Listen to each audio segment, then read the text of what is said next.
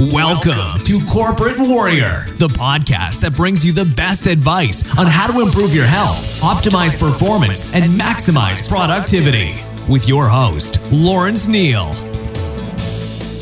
This podcast is brought to you by HITUni.com. That's HIT Uni.com. HIT Uni is an e-learning course provider specializing in high-intensity training for personal trainers and for people looking to learn how to apply the principles of HIT to their own training for best results.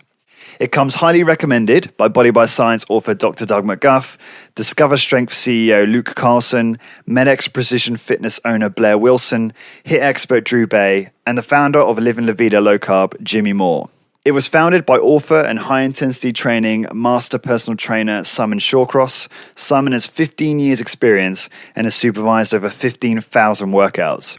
Due to a combination of demand and a lack of quality in certification programs in the fields of high-intensity training, Simon and his team spent the last 3 years developing top-quality courses that will educate fitness professionals and participants to enable them to train individuals and themselves in the safest manner and produce best results. HIT Uni has been put together using knowledge from the very best minds in the field of exercise, including Skylar Tanner, James Steele, Dr. Doug McGuff, Drew Bay, John Little, Mike Mensa, Arthur Jones, Dr. Ellington Darden, and many more. The courses are delivered online through the website, where you can learn via a variety of multimedia materials at your own pace and convenience. The online video presentations are engaging and make learning fun. Online support and a discussion forum are provided to resolve any sticking points and enable you to share ideas and ask for help. Depending on whether you want to become a personal trainer, are already a personal trainer who wants to upskill, or if you're a keen HIT participant that is eager to learn more about how you can apply HIT to your own workouts for maximum benefit, there are several great value courses to choose from. I am personally partway through the PT course and I'm really enjoying it. I primarily wanted to do the course to learn more about how to apply HIT to my own training for better results. The courses are really easy to follow and each section is organized into bite-sized chunks that give you a real sense of achievement after you complete each one. To get your exclusive Corporate Warrior 10% discount on any course you purchase, simply head on over to HITUni.com, that's HITUni.com, and enter the coupon code CW10, that's CW and the number 10. So again, head on over to HITUni.com, HITUni.com, pick your course and enter the coupon code CW10. Thanks very much for your support. Hi guys, this is Lawrence Neal and welcome to another episode of Corporate Warrior, the first episode of 2016, and looking forward to launching many awesome interviews this year for you. Corporate Warrior is a place where it is my job to interview world-class experts on productivity in terms of exercise, lifestyle, and business to identify the workout protocols, the routines, habits, diets, supplements, philosophies, systems, books, and resources, well, that's a mouthful, that you can use to significantly improve your effectiveness and efficiency in your everyday life. Guests include exercise scientists, highly successful fitness CEOs, experts in biomechanics, nomadic entrepreneurs, New York Times best-selling authors, elite adventure racers, and much more. Today's guest is the author of the popular training manuals Moment Arm Exercise and Congruent Exercise, Bill DeSimone. When it comes to understanding how to get the perfect combination of safety, efficiency, and effectiveness when it comes to working out, Bill is probably the smartest and most helpful guy I know. Bill comes on to Corporate Warrior for a second time to discuss some of the concepts and exercise explored in Moment Arm Exercise and Congruent Exercise. I asked Bill some of your questions. We get into detail regarding effective methods to train specific muscle groups with a particular focus on how to do so in a minimalist training environment like at home or, for example. We segue into his thoughts on the current exercise industry. We take a pit stop in how to apply Bill's exercise approach to endurance activity, and we finish up with some philosophical and off-the-cuff business conversation. This one is packed with great information. It's probably one of the longest podcasts I've ever done, and it'll be particularly useful if you want to learn how to exercise very effectively and safely with very, very minimal equipment. So if you're working out from home, like I am at the moment, I've moved away from the gym and the MedX machines I fell in love with, and I'm now using just a chin-up bar, barbell, and dumbbells and training from my living room. So I found this this conversation with Bill very useful, but also found reading moment arm exercise and congruent exercise incredibly useful in terms of understanding how to get a very effective workout in, but also considering my safety as well. And if you haven't already, I really encourage you to, there'll be a link on the post, but just head over to Amazon, wherever you are, and buy a copy of his book, because you will thank me for it. Now, all the show notes and links will be in the usual place on corpwarrior.com. That's CORP warrior.com, and that will redirect you to 15minutecorporatewarrior.com. So without further ado, please enjoy this interview with Bill DeSimone. I love moment arm exercise. I finished it recently. I knew nothing about resistance moment arms and torque till I read your book. You've mentioned those words to me before, and they just went straight over my head. And I didn't really understand. And now I understand the context in which it's applied. And now that I've gone from changing to actually working out at home rather than at the gym, because it's far more convenient for me, I've been able to apply these principles and work out more safely and more effectively, I think. But I'm only really just starting to introduce these concepts into my training, so I still have quite a lot to learn, I suppose, and in order to refine those. So these are a few questions from myself, having read moment arm exercise, that I just wanted to kind of, I guess, hit you with first thing. One of the things you said in the book is that a muscle creates more force when it contracts slowly. Is that due to the orderly recruitment of muscle fiber? Is that due to that mechanism? Do you know?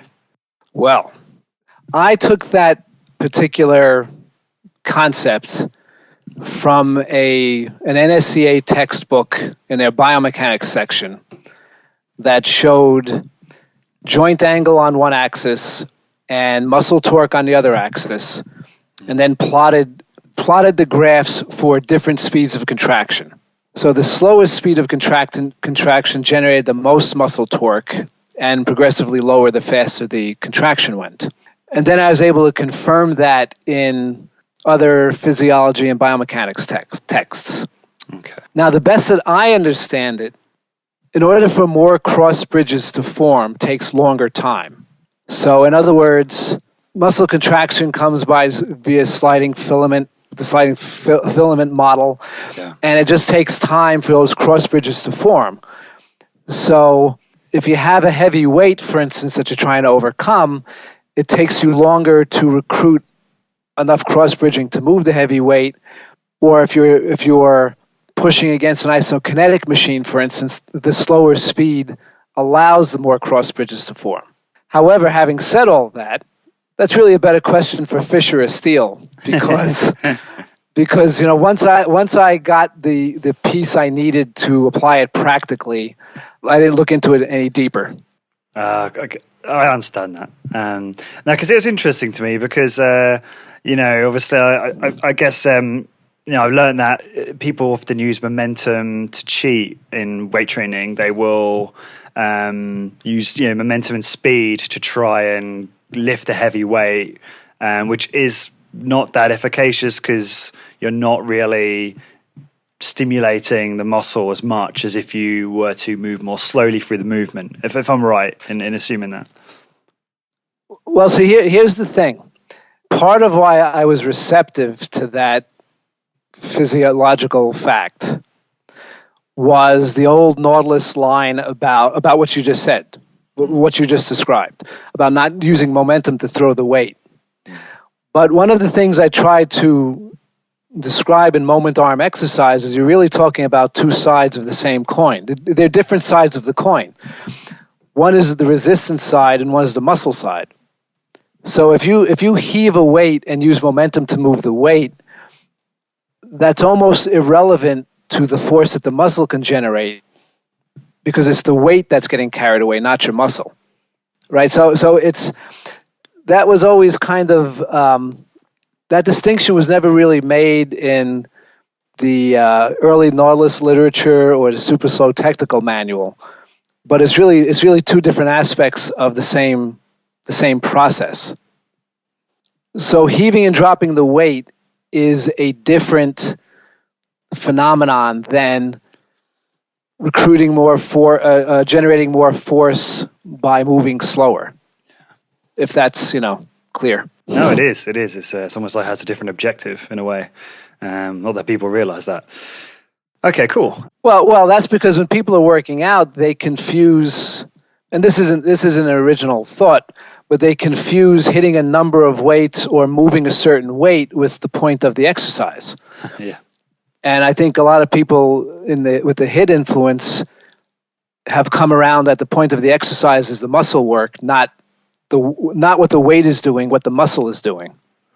Yeah, I agree. Okay, cool. So I've been doing push-ups at home, and I've been using push-up handles. And this is actually something that I've done before, but was more inspired by James Steele. Once he put his bodyweight HIT workout on YouTube, I started, using the push-up handles and putting them in so they're not parallel, so they're slightly inward. Now, I was wondering, if you are in a push-up position on handles and your wrists are outward at, I suppose, about 45 degrees, so there's not a perfect line between your forearm and top of your fist, does that cause any potential problems during the exercise? Does that make sense? Could you just hold up your wrist so I can see what exactly you're talking about? So it's like that. There's not any benefit to the listener. Instead of this, instead of pushing Correct. directly this way, you're pushing it this way? Yes, like that. So that's almost like the way you've got it there. I have to do some kind of picture for the listeners, but is how I would hold the handles. So the fist outward. So it's like assuming that I'm holding the handle now. So the force is coming into the wrist, I suppose, and compressing here maybe. Does that make sense? It does make sense. Not to the listeners, but it makes sense to me. I think if you were to put the handle, so for the sake of the listener, if you put the handle at the heel of the hand, okay, and your hand is, if your knuckles are moving towards your forearm, if you're pushing on the heel of your hand, it probably won't make too much of a difference. If the handle is up around by the base of your fingers, so that you're like forcing your wrist into extension, that might cause a problem. Okay. But I think you're talking about putting the handle across the heel of your hand. Correct. Yeah. And so I think that really comes down to your individual wrists. I don't think there's necessarily some kind of impingement or some kind of joint stress happening. I think it's just a question of whether your wrists are comfortable doing it. If I'm using those handles, I am definitely not holding the handle with a perfectly straight, there's not a perfectly straight line between my knuckles, my wrists, and my elbow, for instance. I'm also tilted out a little bit. Sure. The knuckles are coming a little bit towards the forearm side, like away from the thumb side. Yeah, it's just a more comfortable position as well.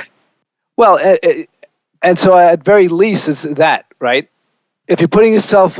See, I thought from reading your question, you were angling your hand, instead of the push-up handles not being in a bar configuration and not being at 6 and 12 o'clock, I thought you meant more of a... yeah, that's correct. That is how they're positioned.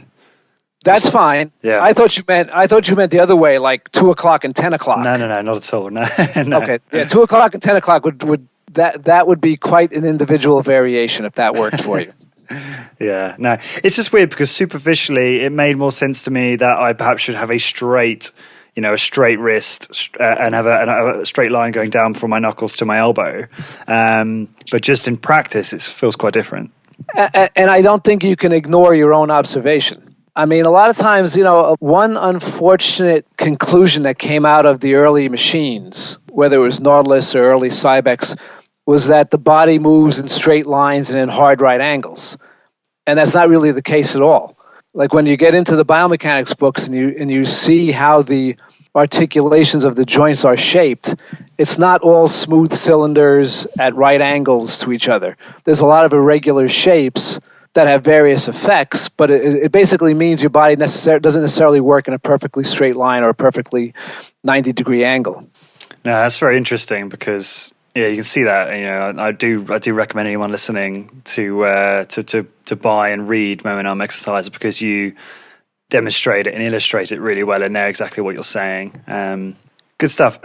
So this is a question from a listener. What is the in your view, the most congruent exercise approach to training the hamstrings, I guess, in terms of principle and then an exercise or two?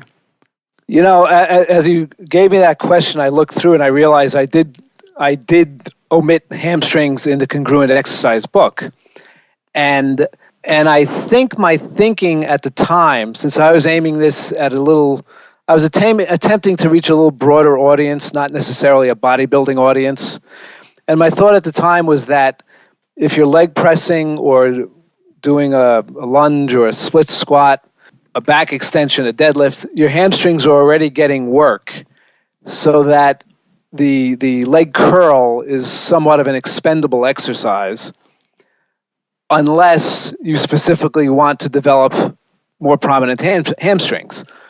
Like, my own hamstrings were never bigger and bulkier than when I was doing the old Nordic track indoor ski machine, which wasn't knee flexion at all. So now, however, having said that, if someone does want to specifically address the hamstrings without the glutes or the other hip involvement, whatever hamstring machine you have, okay, knee extension and hip extension go together.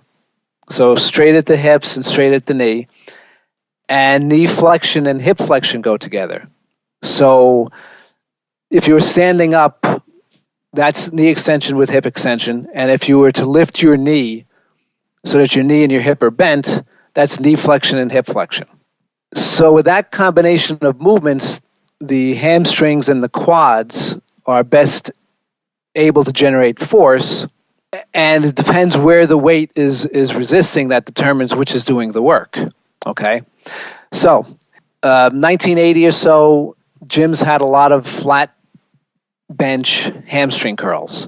Like the old Nautilus curl was a flat bench, and you lied face down, the rollers went behind your ankles, and you pulled your heels up. So at the beginning of the movement, the hips and the knees are straight, but as people would lift their heels towards their hips, okay, so as you're about halfway to almost all the way up, their butts would rise off the bench, because what the body was trying to keep the hamstrings in a strong position.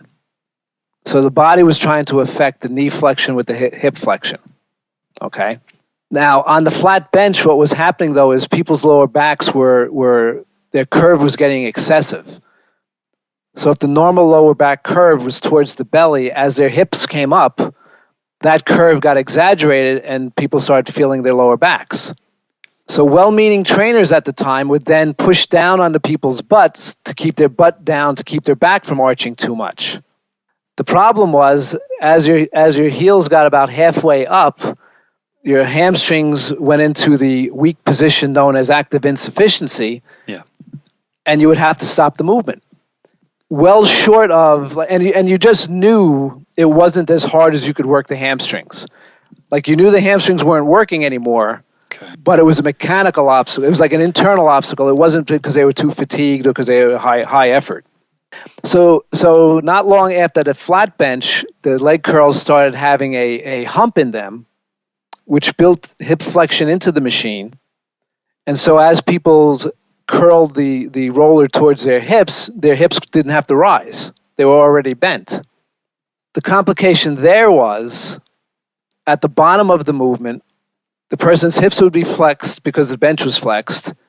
And as their knees went straight, their hamstrings would get overstretched. The hamstrings would go taut because the hamstrings connected to the shin to the pelvis. With the pelvis bent and the knee straight, now the hamstring is super taut. So the answer on that particular machine, obvious now, but not obvious then, was just don't let your knee go completely straight.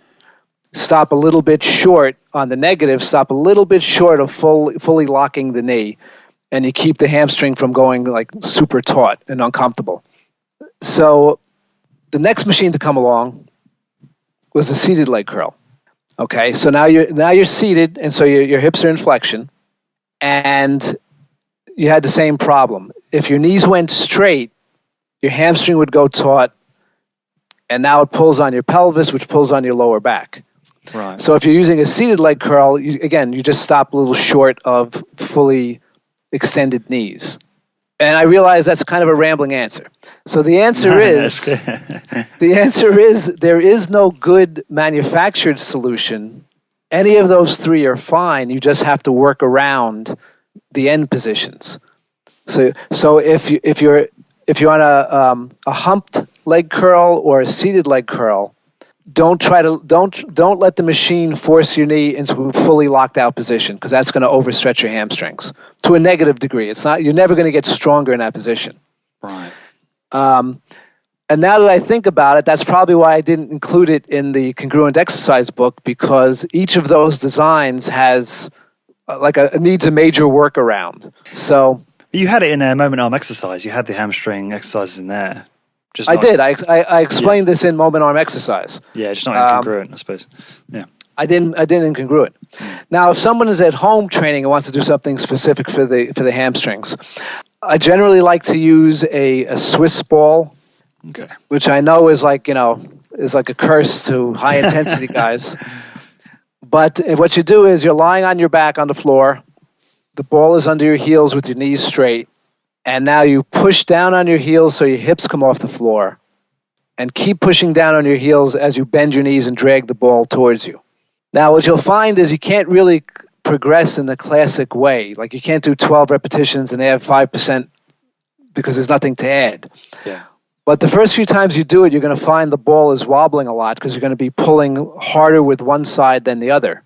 And your body's going to be evening that out. So the way you would gauge progress is, let's say the first time you do it, maybe you get out 5 repetitions and the ball is all over the place, right? It's wobbling a lot because you're pushing too hard on one side, then you overcompensate and you go back and forth. Well, as you practice it, soon the 5 repetitions will go perfectly smoothly. Like, you're able to press evenly with each hamstring. Not quite as gratifying as going up a plate on the machine, but if you're working out at home, it's a way to work the hamstrings. Another thing at home that I'm working on now, as a matter of fact, is a cuff exercise. Rotator cuff? And no. I'm sorry, like a weighted cuff that you put around your ankle. Oh, I see. And I'll probably be putting a diagram of this on the congruent Facebook page, because that's part of one of the things I'm working on now. And this way you can manipulate the cuff in a way that keeps the hamstring working. Like, if you just use cuffs and lie flat on the floor and do a leg curl, as the cuffs approach vertical, there's obviously no resistance. Okay. But if you manipulate, and it's easier to show in a diagram than in words. But if you manipulate where the cuff is relative to your knee, for instance, you can keep the hamstring working and get a pretty decent range of motion. Okay. And the other hamstring exercise, if people think their backs can handle it, would be some form of a stiff-legged deadlift. In moment arm, I actually, there's a mistake. I see now it's a mistake, but I do have a diagram of doing a hamstring emphasis deadlift, and the mistake is I let my lower back round too far in it. Do you? Like, I wouldn't. I think it's on page 119. Yeah, no, I was reading it. I was reading that very bit this morning, and I could see you doing. You showed an example of what's wrong, and that was when you really rounded. Everything wrong, right? Everything wrong. That one, everything is wrong. Yeah. In the left corner, in my thinking right now, I would not go that low. Like, in that particular picture, the dumbbells are right below my knees in front of my shins. But if you look at my lower back, it's definitely bent the wrong way. So now if I was to do this exercise, I probably wouldn't lower the dumbbells lower than my knees. Right. And that's still going to get the right amount of, like, torque. Right, because what'll happen is if you're keeping your weights close to your body, if you keep your weights close to the body, your glutes, they'll still help, but they won't help as much as the hamstrings are going to be. The glutes won't be positioned to help as much as the hamstrings are. You still can't completely eliminate the glutes, for instance. But so, for instance, in a regular conventional bent knee deadlift, the glutes are doing a lot more of the work. And in this one, the positioning is de-emphasizing the glutes and emphasizing more of the hamstring. But whether somebody does that exercise, they really have to make the judgment whether their back how confident they are in their back. So if somebody has, if they already have back pain or stiffness or cramping back there, I would work the hamstrings a different way. I wouldn't even suggest they try deadlifting. Well, in case it aggravated the... Absolutely. Because there's a counter argument, isn't there, which is that actually, a stiff-legged deadlift can strengthen the lower back. Which I don't... Here's the thing. The muscles around the spine, their main job is to maintain the posture of the spine. Okay? The glutes' job is to raise the spine to a vertical position. So if you're deadlifting and you're able to keep the posture in the spine, then it would work the way that rendition suggests. The problem is you don't know what the condition of your spine really is. Right. You don't really know if you have a herniated disc or if in spite of your best efforts to maintain the posture in the spine, you go a little too heavy and something slips as you're doing the exercise. So I wouldn't rely on deadlifting to strengthen the back. It might be that it strengthens the back, or you could just be adding to the wear and tear of the back. I see. Either way, though, if your concern is working the hamstrings, if you have any questions about your back, I would do a leg curl rather than a deadlift. Got it. A lot of this stuff is context. A lot of this stuff, a lot of my approach is what's the context. I deadlifted and barbell squatted when I was younger, and inevitably, at a certain weight and a certain amount of effort, I could feel something pull, at which point I would have to back off it. Yeah. When it was my son's turn to start lifting weights, I never showed him how to squat or barbell deadlift. I just said, there's no reason for you to do these exercises. And so he does other things that don't jeopardize his back. We'll see if when he's my age, if he has, how his back feels. Yeah. Do you know, I may have missed this, but in Moment Arm Exercise, do you talk about in there how to effectively, do you provide a congruent exercise for the lower back at all? I do not.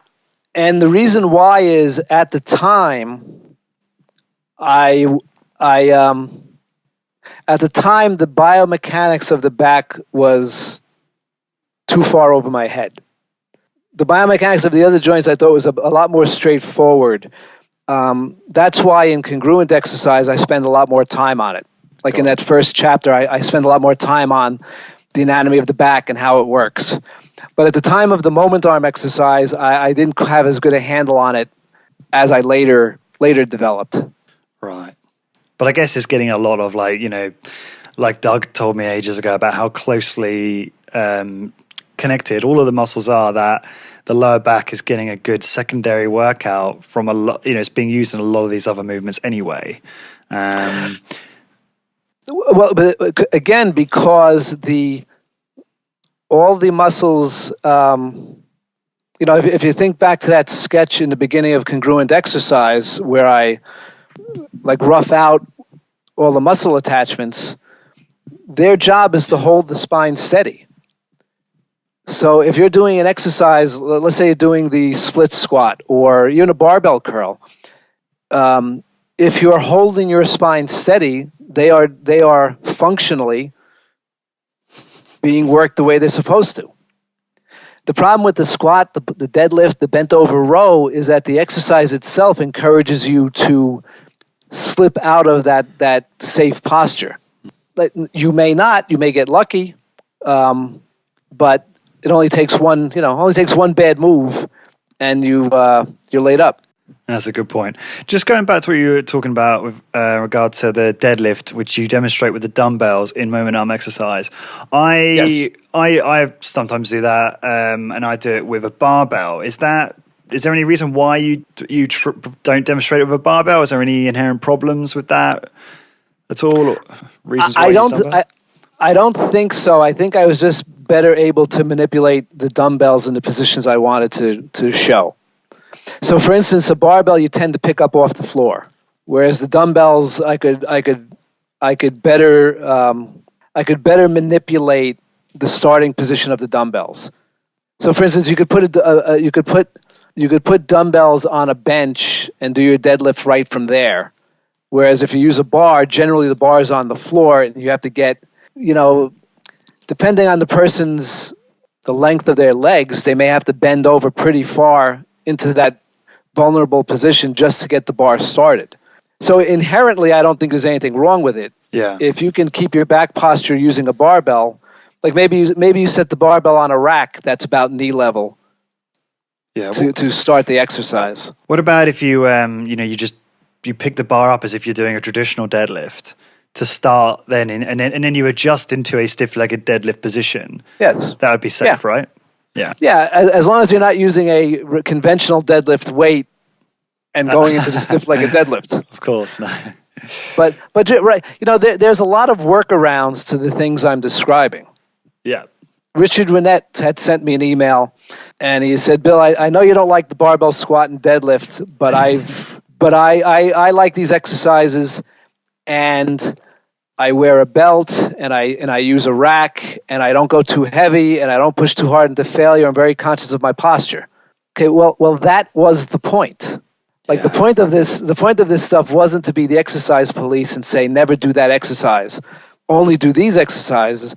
The point was to be aware of what can go wrong, as opposed to the old muscle magazines where it was anything goes. Yeah, there was never any discussion of, and even today, the ACE, the certifying group, they'll run an article on how to deadlift, and they won't mention the slightest possibility of something to go wrong.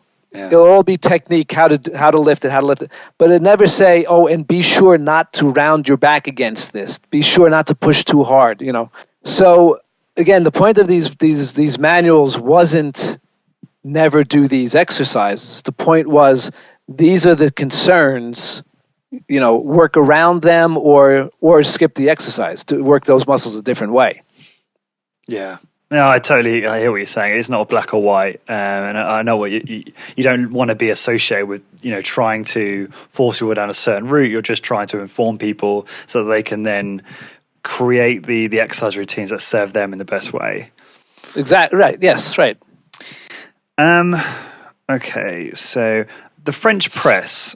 I thought this was. I haven't actually done this exercise before. Something French press. Are you referring to nose breakers or skull crushers?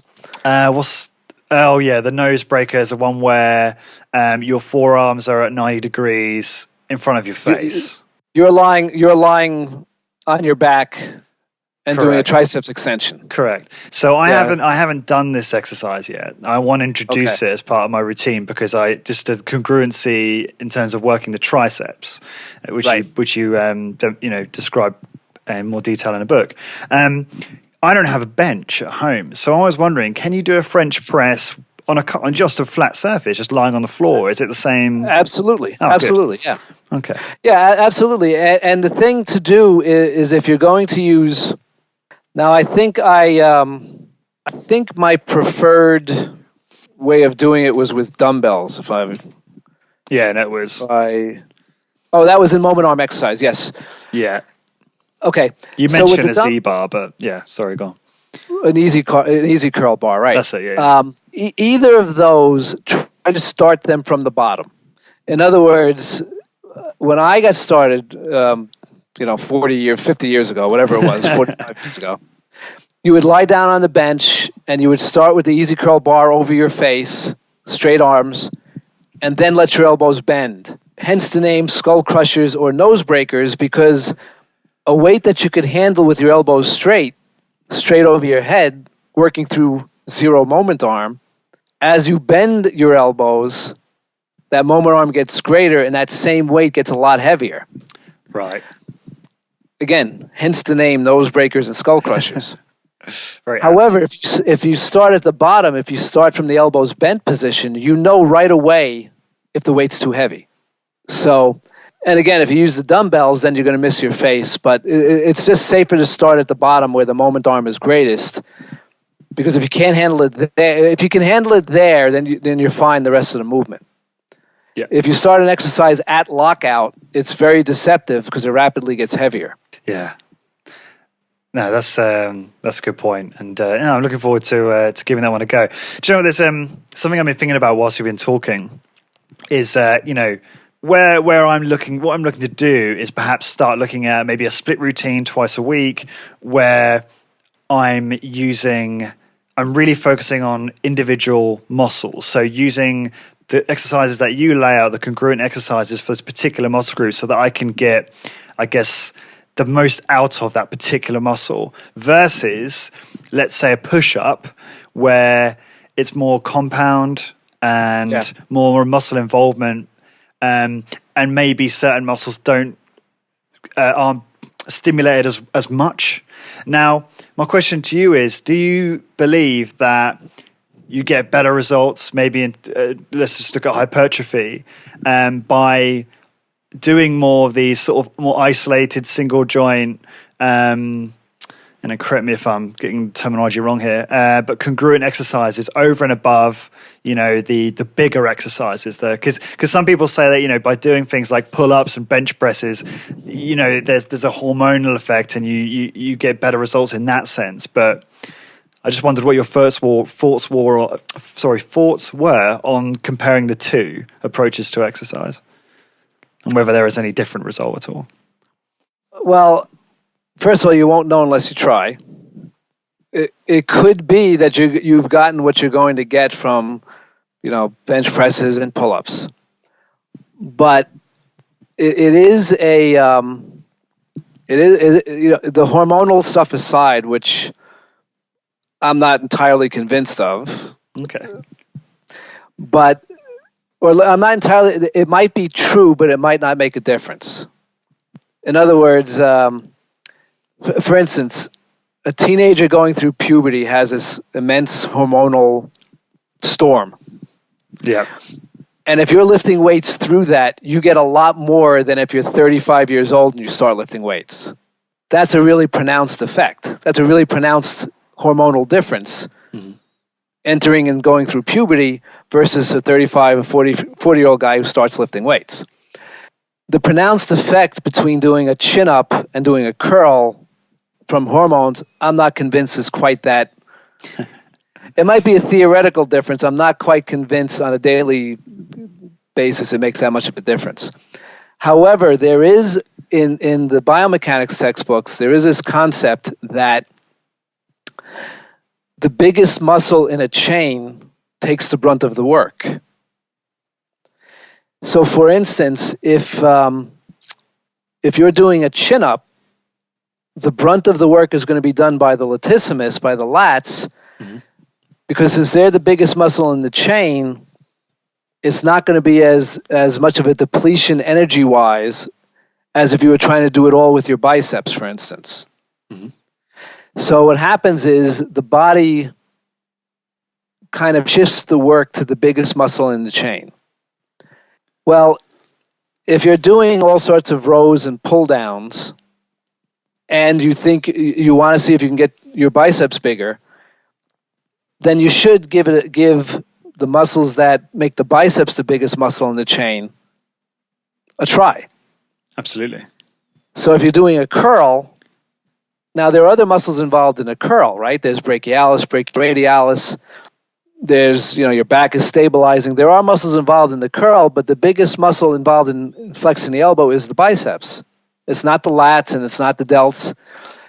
So you at least owe it to yourself to try those so-called isolation exercises.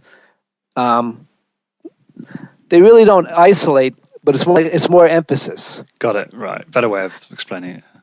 Yeah, right. I mean, isolation exercise, that came out of the bodybuilding magazines in the 60s. But there's no isolation. Like if you're doing a curl, there are other elbow flexors involved. If you're doing a push-up, there's, triceps and shoulders are involved, serratus. How much is the quads involved in a push-up, out of interest?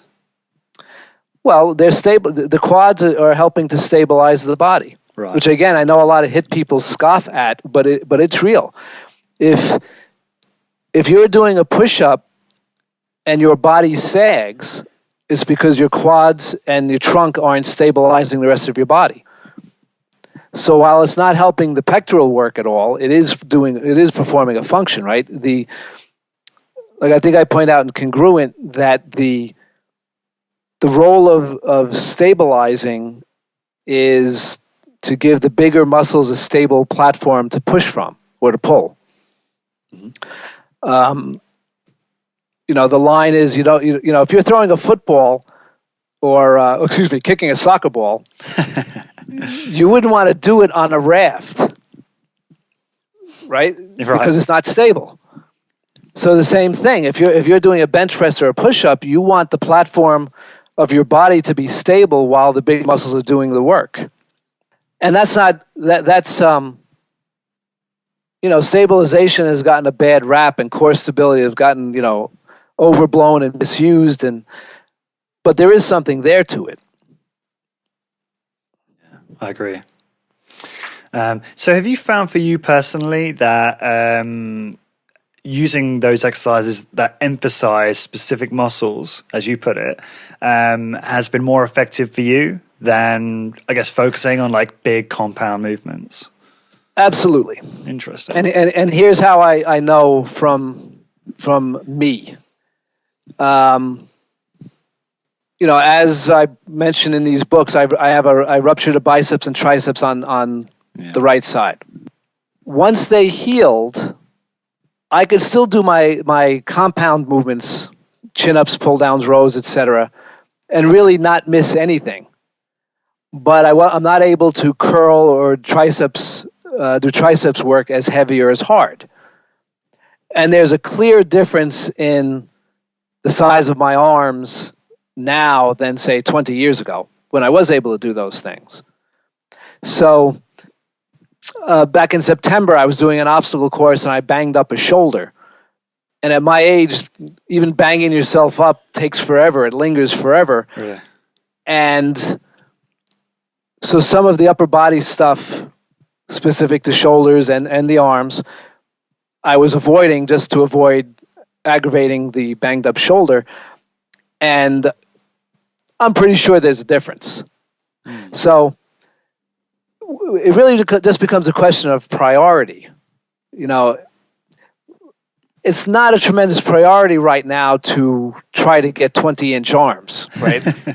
I mean, I'm not 10 years old anymore. I'm not worried about the next guy having bigger arms than me. And I can still be in fine shape, and I can still do the activities I want to do, and I can still look more fit than someone who doesn't exercise, but it's a different priority. Once the shoulder clears up, my ego says I'm going to go back to working those exercises as hard as I can. Okay. But yeah, I would say there's a definite difference. Now, whether the difference is important or not is a different question. Yeah.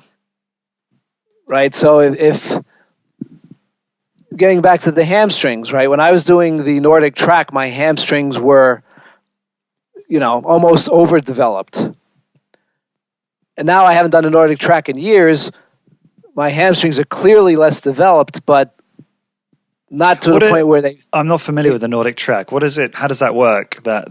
This was an early indoor ergometer. Early meaning it's the height of its popularity was the 1980s.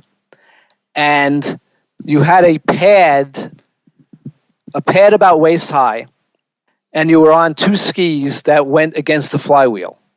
And so you would push one ski back and then return it and push it back again. And it was actually great.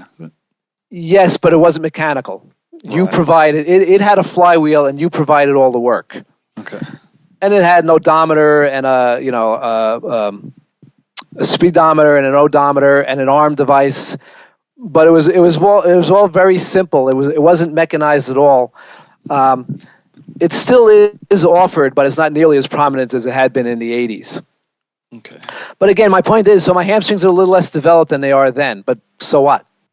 Yeah, but what I don't understand is that sounds almost like a steady state machine. It doesn't sound like a piece of resistance equipment. Is that am I getting that wrong? Well, some of us are gifted, Lawrence. You know something? I don't. I do think you can't you can't overestimate good genetics. And I didn't do a lot of bodybuilding competitions, and I think the one I looked the best at in 1996, which was 20 years ago, I do have those pictures on the Congruent Exercise Facebook page.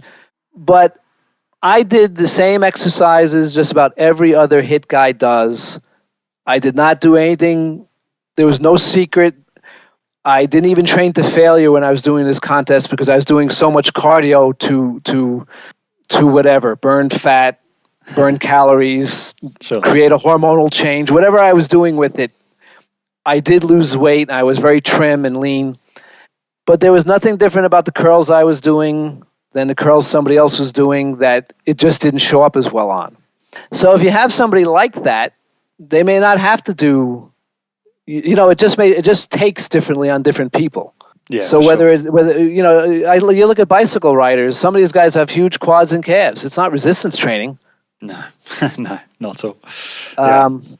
Yeah. So sometimes, it'd be nice if it was a very linear relationship, but a lot of times it's not. You see somebody really well built. I remember there was this guy in college. This guy had huge calves, and he was a HIT guy. And he was there before I was there. And he never did anything for his calves. And I mean, this guy had footballs on his calves. Now, Yeah. I had the last laugh, though, because one day we were throwing a softball around, and when he went to throw it, it was quite embarrassing, I got to say. Oh, really? Yeah, it was not poetry in motion. So, there are trade-offs. But, at a certain point, well, I don't want to jump the gun here, but I'm going to, in one of your last questions, I'll address. Okay. In one of the last questions, I'll get to this larger point that I'm hinting at right now. Good stuff. Well, let's not skip ahead and then spoil it because I still want to be able to ask you that question. Okay, cool. Let's just have a look here. Okay, so this is a good one. So what are your thoughts about super slow bodyweight squats? A listener of mine and a good friend of mine actually uses them as an alternative to barbell squats. If he does or a leg press machine if he doesn't have access. So what are your thoughts on them as an exercise? I think it's a great idea. Body weight, right? No bar in the back. It's a great idea, but I think I did see one super slow video that Hutchins put out many years ago, and I thought they used a unnecessary, excessive range of motion. So, for instance, it doesn't matter how long the rep is. If you lock your knees out, your muscles don't have to work. Got it. Okay. And by the same token, if you go rock bottom, even without the bar in your back, your lumbar spine still bends the wrong way, and there's no real benefit to struggling out of rock bottom. Not to mention the extra strain on your knees. So if he's staying in the shortened ranges I suggest, I think the super slow is a good way of making a bodyweight squat harder. I think Darden's 30, 30, 30, like half minute, negative, positive, negative. I think that's a good 30 in the middle. Sorry, is that isometric? Oh no. In that technique of Darden's, you're doing a 30-second negative, a 30-second positive, and a 30-second negative again. Oh, sorry, got it. Okay. And then if manipulating the time, if he masters that, then I would use a BOSU to stand on, which again is another dirty word around HIT types, right? But if you're doing the squat on the BOSU, if you start favoring one leg or the other, you're going to know right away, and so your body has to work to restabilize. So, for instance, if you push down too hard on the right foot, the left side, the inflation pushes up the left side. So now you have to adjust a little bit. So I think those are a few good ways of how you can manipulate the body weight squat and still make it feel like a good workout. Yeah, and I suppose you can, because some people will think, oh, if you're just doing the mid-range, in fact, it really doesn't even matter if, it's the same if you're doing full range, that you can go forever and you're not going to reach failure in a window that you might want to. So I suppose you could add dumbbells and that kind of thing. In the mid-range, no, the mid-range is the hardest. I see. Okay, so actually your it's adaptation locking out. It's locking out where you're going to rest. Yeah. Okay. So if you stop before your knees lock out and go from, well, the lowest position should be the lowest position you can maintain the curve in your lumbar spine. But let's just say for argument's sake, let's say for the sake of the conversation, if you're going to go from your thighs parallel to the floor to just short of lockout, that's where all the muscular work is. Got it. Okay.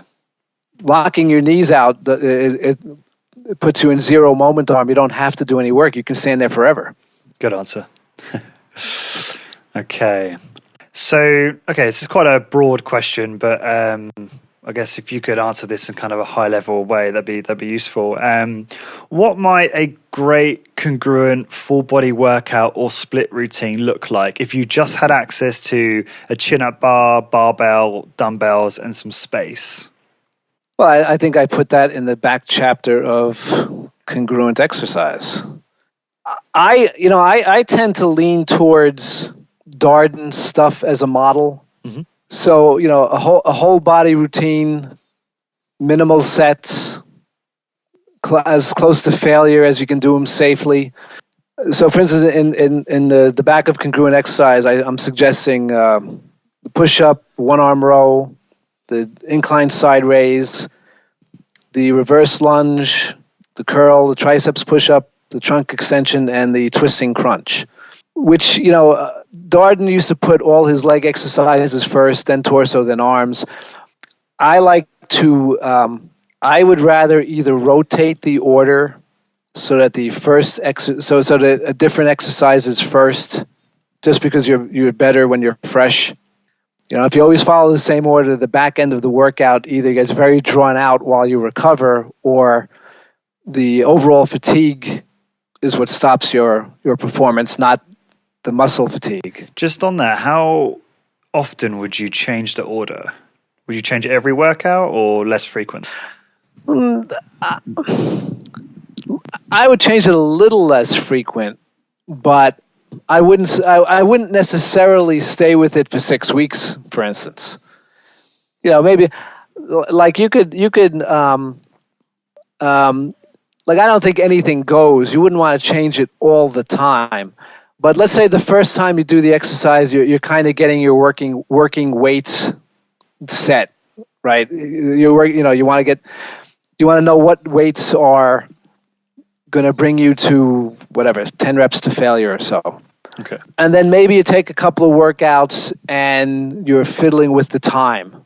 Maybe the first day you do it is 1 minute rest in between sets, and that feels a little long, so you tinker with it, and you come down to 30 seconds rest in between sets, and then maybe you get to the point where you go full through. As soon as you start feeling stale, then maybe rotate the back exercises to the front. So instead of doing chest and back, legs and arms, bump it up so that the arms are first, then the legs, then the chest and back, just so there's something new is done earlier in the workout. Yeah. Now, in the overall scheme of things, I don't know how much difference that makes, other than keeping you interested and keeping it feeling fresh. Right. Yeah. Like if you just did the same workout day in, day out, and kept it challenging, would there be a physical difference in your results? I don't know. If it got so boring you quit doing it, there would be a difference. So I would, I don't know that it has a tremendous positive impact, but I do know the novelty does keep you doing it. And keeping you doing it is the point. Like doing it something regularly is magic compared to not doing it. Yeah, absolutely. Good answer. Just remind me of something actually, and this might be a problem with the with my chin-up bar. So I've got one of those iron gyms, the ones you stick on the door frame. Do you know? Yes. Yeah, and it kind of curve round. Now, I'm going to have to demonstrate this with my hand, and I'll take a picture so that the listeners can understand what I'm saying. But the way the door frame is forces the parallel chin-up handles to be like that. You see that? Yep. Rather than that. So I'm grabbing these at that angle. You have a slight like pinky side correct. So bias. like, Yeah. Okay. So, yeah. so and it's not much I can do about it because it's just the way that the door frame's put together and the structure. Right. And I don't feel any discomfort. I do parallel chin grip, parallel grip chin ups fine.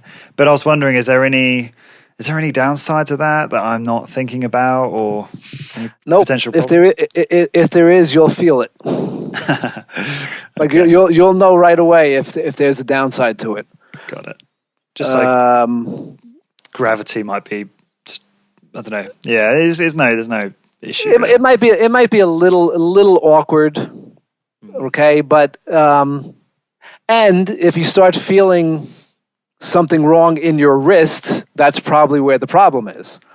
Yeah. But just inherently, I don't think there's any inherent problem with it. For instance, if someone is trying to do like a wide grip chin up behind the neck, there's an inherent problem with those body positions. So what you're describing, I don't think there's the same level of problem.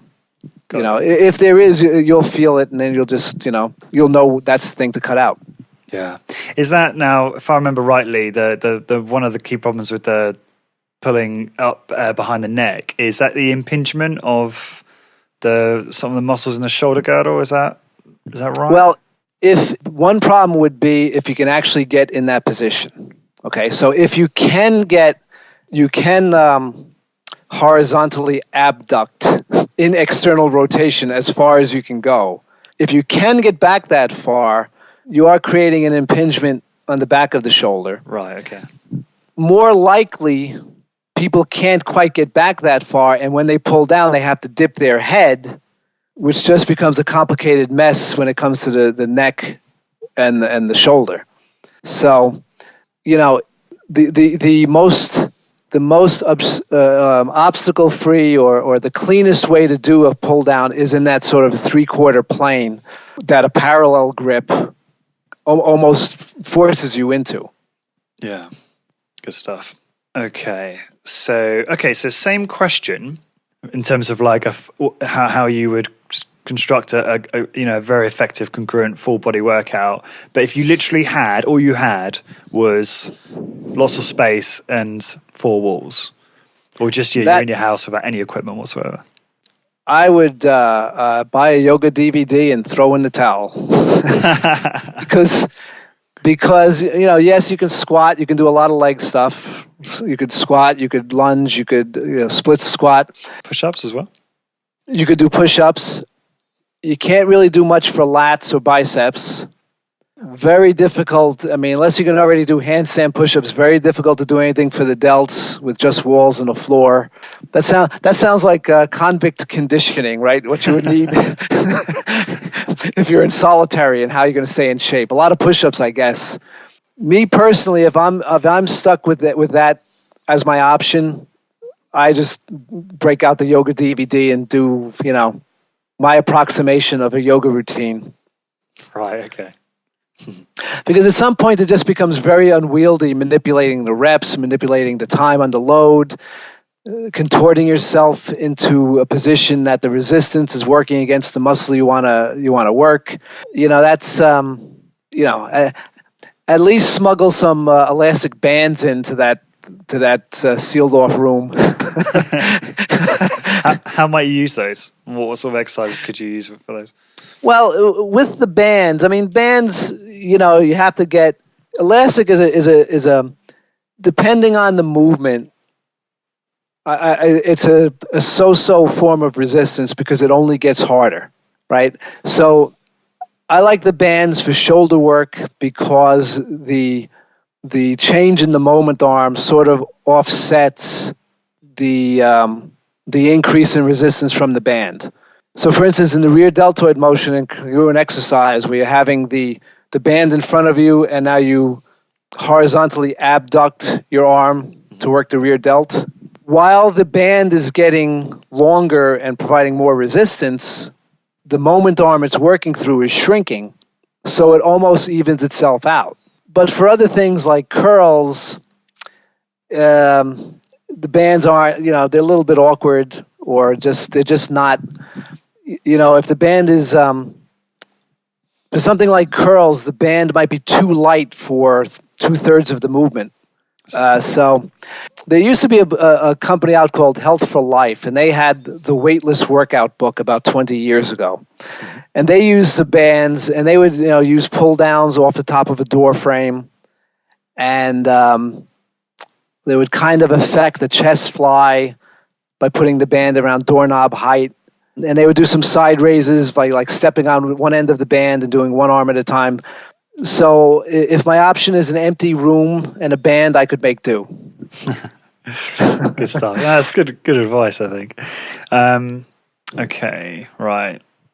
Just conscious of time. There's a lot of stuff I want to get through. Okay, so question from a listener. This is kind of moving more into like the philosophy stuff now, which I know you love talking about. So, right. Why the old adage, train the movement, not the muscle, used originally by physios and now by more and more trainers, is still so prevalently displayed in the training methods of most personal trainers, coaches, and inevitably gym users? So why is that? Why is that still very prevalent, do you think, in the industry? Well, as it happens, I write about that in Congruent Exercise in the 3rd chapter. Okay. So let me just read the paragraph, and then we'll chat about it. So one strategy to be particularly careful of is train the movement, not the muscles. This makes sense when you're doing specific exercises for the deep muscles, because it's almost impossible to isolate individual deep muscles of the spine or the hips or the rotator cuff. So using a specific movement for the general area works. It makes less sense if you're combining big muscle movements, squats with curls, walking lunges with presses, wood choppers with squats. The work for the bigger muscles is going to be limited by the smaller muscles, but more importantly, the weights are always going to be throwing your center of gravity off. Are you concentrating on your leg movements, your arm movements, or on managing your postures? To me, the cost of mismanaging your spine posture is far too high for whatever benefits are touted. If you really feel the need to train movements, my suggestion is to use other ways of adding challenge rather than using the weights, stricter forms, slower movements, less rest between sets. And then finishing with, of course, practicing the actual techniques in a sport, a martial art, a dance, is real training movements. If you really feel the need to do something more athletic, I suggest you do an actual real-world activity, not mash together weight training movements. So, right.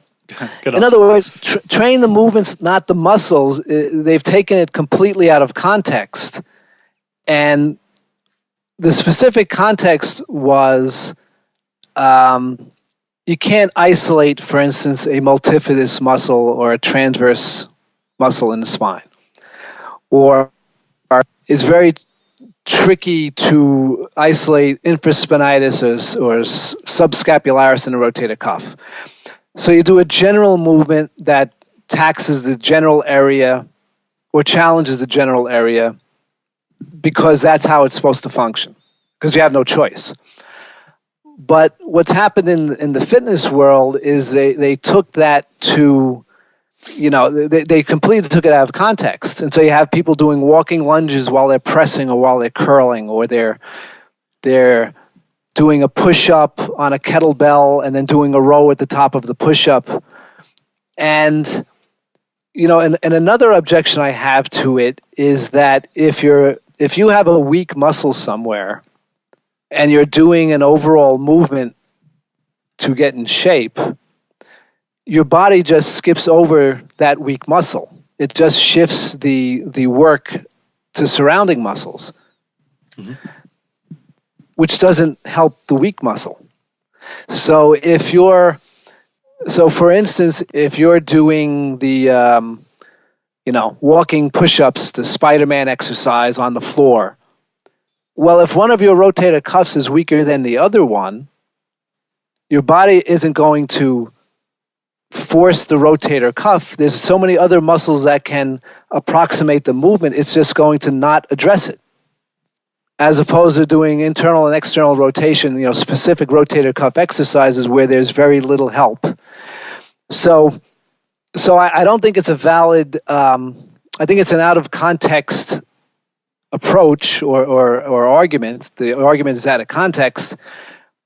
As to why it's popular, visually it looks like something's happening. Sexy, right? And if you're doing a lunge walk into a press, into a squat, into a row, if you're doing this stuff, you'll be breathing heavier, your muscles will be burning, you might get nauseous because you're putting so much waste products into your blood, which in a very simplistic view, that's a good workout. I worked up a good sweat. I almost threw up. It's a good workout. In my and from my point of view of trying to make this stuff joint friendly, you're not paying attention to what you're doing. You're so focused on the discomfort and the burning and the heavy breathing that you're not necessarily stabilizing your spine or using your shoulders in the right way. So that is one of the that turning into CrossFit and P90X and all manner of boot camps, to me, is one of the great mysteries of, how the industry developed. Because I was going to ask you, I think this might be a difficult one to answer, but why is it that, myself and you, and obviously, there's a huge following behind what you're doing, and it just seems that there is a small subsection of people that grasp this and learn from it, and then you've got the masses that are just completely ignorant to all of this stuff, and they're following some of these really dangerous workout protocols. I mean, I don't know whether it's just because I'm an outlier and I'm just very interested in this kind of stuff, and so I get into it deep, but it just baffles me why people continue as they do. Most people. Well, first of all, stuff like CrossFit has a lot of marketing money behind it. Yeah. And granted, the marketing money wouldn't be there if they didn't think there was a market for it. But at some point, it becomes a chicken or the egg. In our last interview, you mentioned, how come I'm not more prominent online? Well, I'm not dumping a lot of money to pop up on people's screens every time they search for fitness. Yeah. But, I guarantee you, if you Google CrossFit or Reebok, you're going to get something placed by CrossFit or Reebok, and you're never getting it off your computer. Every time you go shopping after that, you will have something popping up from CrossFit and Reebok. So, let's face it, it's visual. It's, they have the advantage of being able to kind of corner the attention from a marketing point of view. It's almost like a visceral response, right? Oh, I almost threw up. Oh, look how drenched I am. Look how high my heart rate is. But why is it that some people see through that, like me? Oh, I'm not fishing for compliments here. I'm just really interested. Why there's guys like me and you, and obviously absolutely beats me. Absolutely, it absolutely beats me that 40 years ago, even in Nautilus Bulletin 1, right, which I obviously, I wouldn't say I criticize it, but I obviously have to modify some of the stuff. But even Nautilus Bulletin 1, even the Super Slow Technical Manual, which again I've gotten away from, for my own reasons, I've gotten away from some of the stuff contained in there. But there's no denying that they were very concerned with safely exercising. There's no denying that the slow speed of movement was all designed around safely. So how we went around safety. So how the industry went from that to CrossFit and boot camps as the default way to get in shape, where they not only dismiss the risk of exercise, they glorify the injuries, is beyond me. I have no idea. Interesting. Very interesting. Okay, good stuff. Right. Okay, so last time we spoke, You felt that optimal hypertrophy correlates with the load to a large degree. And I know obviously you've got something to say about genetics and appreciate that. Some believe that you can perform a push-up to failure, for example, for similar results. But for advanced trainee, that might be a very long time under load, therefore not a large relative load. In your opinion, is that going to stimulate as much hypertrophy as, say, a relatively large load on a bench press or chest press? So do you understand what I'm saying? So is it like... I do understand, and I'm not buying it. I'm not buying it. Again, let's go back to the very early Menser, Jones, very simplistic. Who's got bigger legs, sprinters or marathoners? Right, yeah.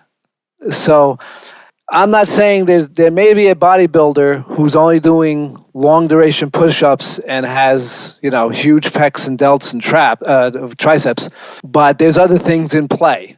So now again, I'm not saying that it's not a challenging or even a worthwhile way to work out. It is, but if you're talking about sheer hypertrophy, 2 + 2 is not adding up to 4. Got it. Okay. So if someone's claiming hypertrophy from doing lightweight, low repetitions, something else is in play. Or they just somehow are an exception to physiology and biomechanics. Because I guess I'm thinking about, my equipment at home is not... Obviously, it's easier for me to do. I mean, I used to use Medex machines at Keyser Training in London. Are you familiar with the Keyser chain? Just what I read about from Darden. Oh, right, okay. So yeah, they stock Medex here in London, and it's great stuff. And it's easy to do, to progress and do high loads on some of their machines, because obviously all you're focused on is the effort. You don't have to worry about form and everything else, or you do, but not to the same degree as you do with free weights and body weight. So now I'm training back home again. I've got a barbell set, but it's not the heaviest. But the thing is, obviously, if I'm moving slowly, that resistance can be much more meaningful. So I almost feel like it's not going to be too much of a problem. I feel like the exercise... I mean, my time under loads, because I've only just started doing body weight, I'm still, I guess, getting back in, building on that skill. I'm still reaching failure pretty soon, in terms of doing things like chin-ups and stuff like that. But there will come a point where I may need to figure out, obviously, how I can increase load and make the exercise more challenging in order to get the results that I want, potentially. Do you agree with that? And do you see that? Well, but there are other ways...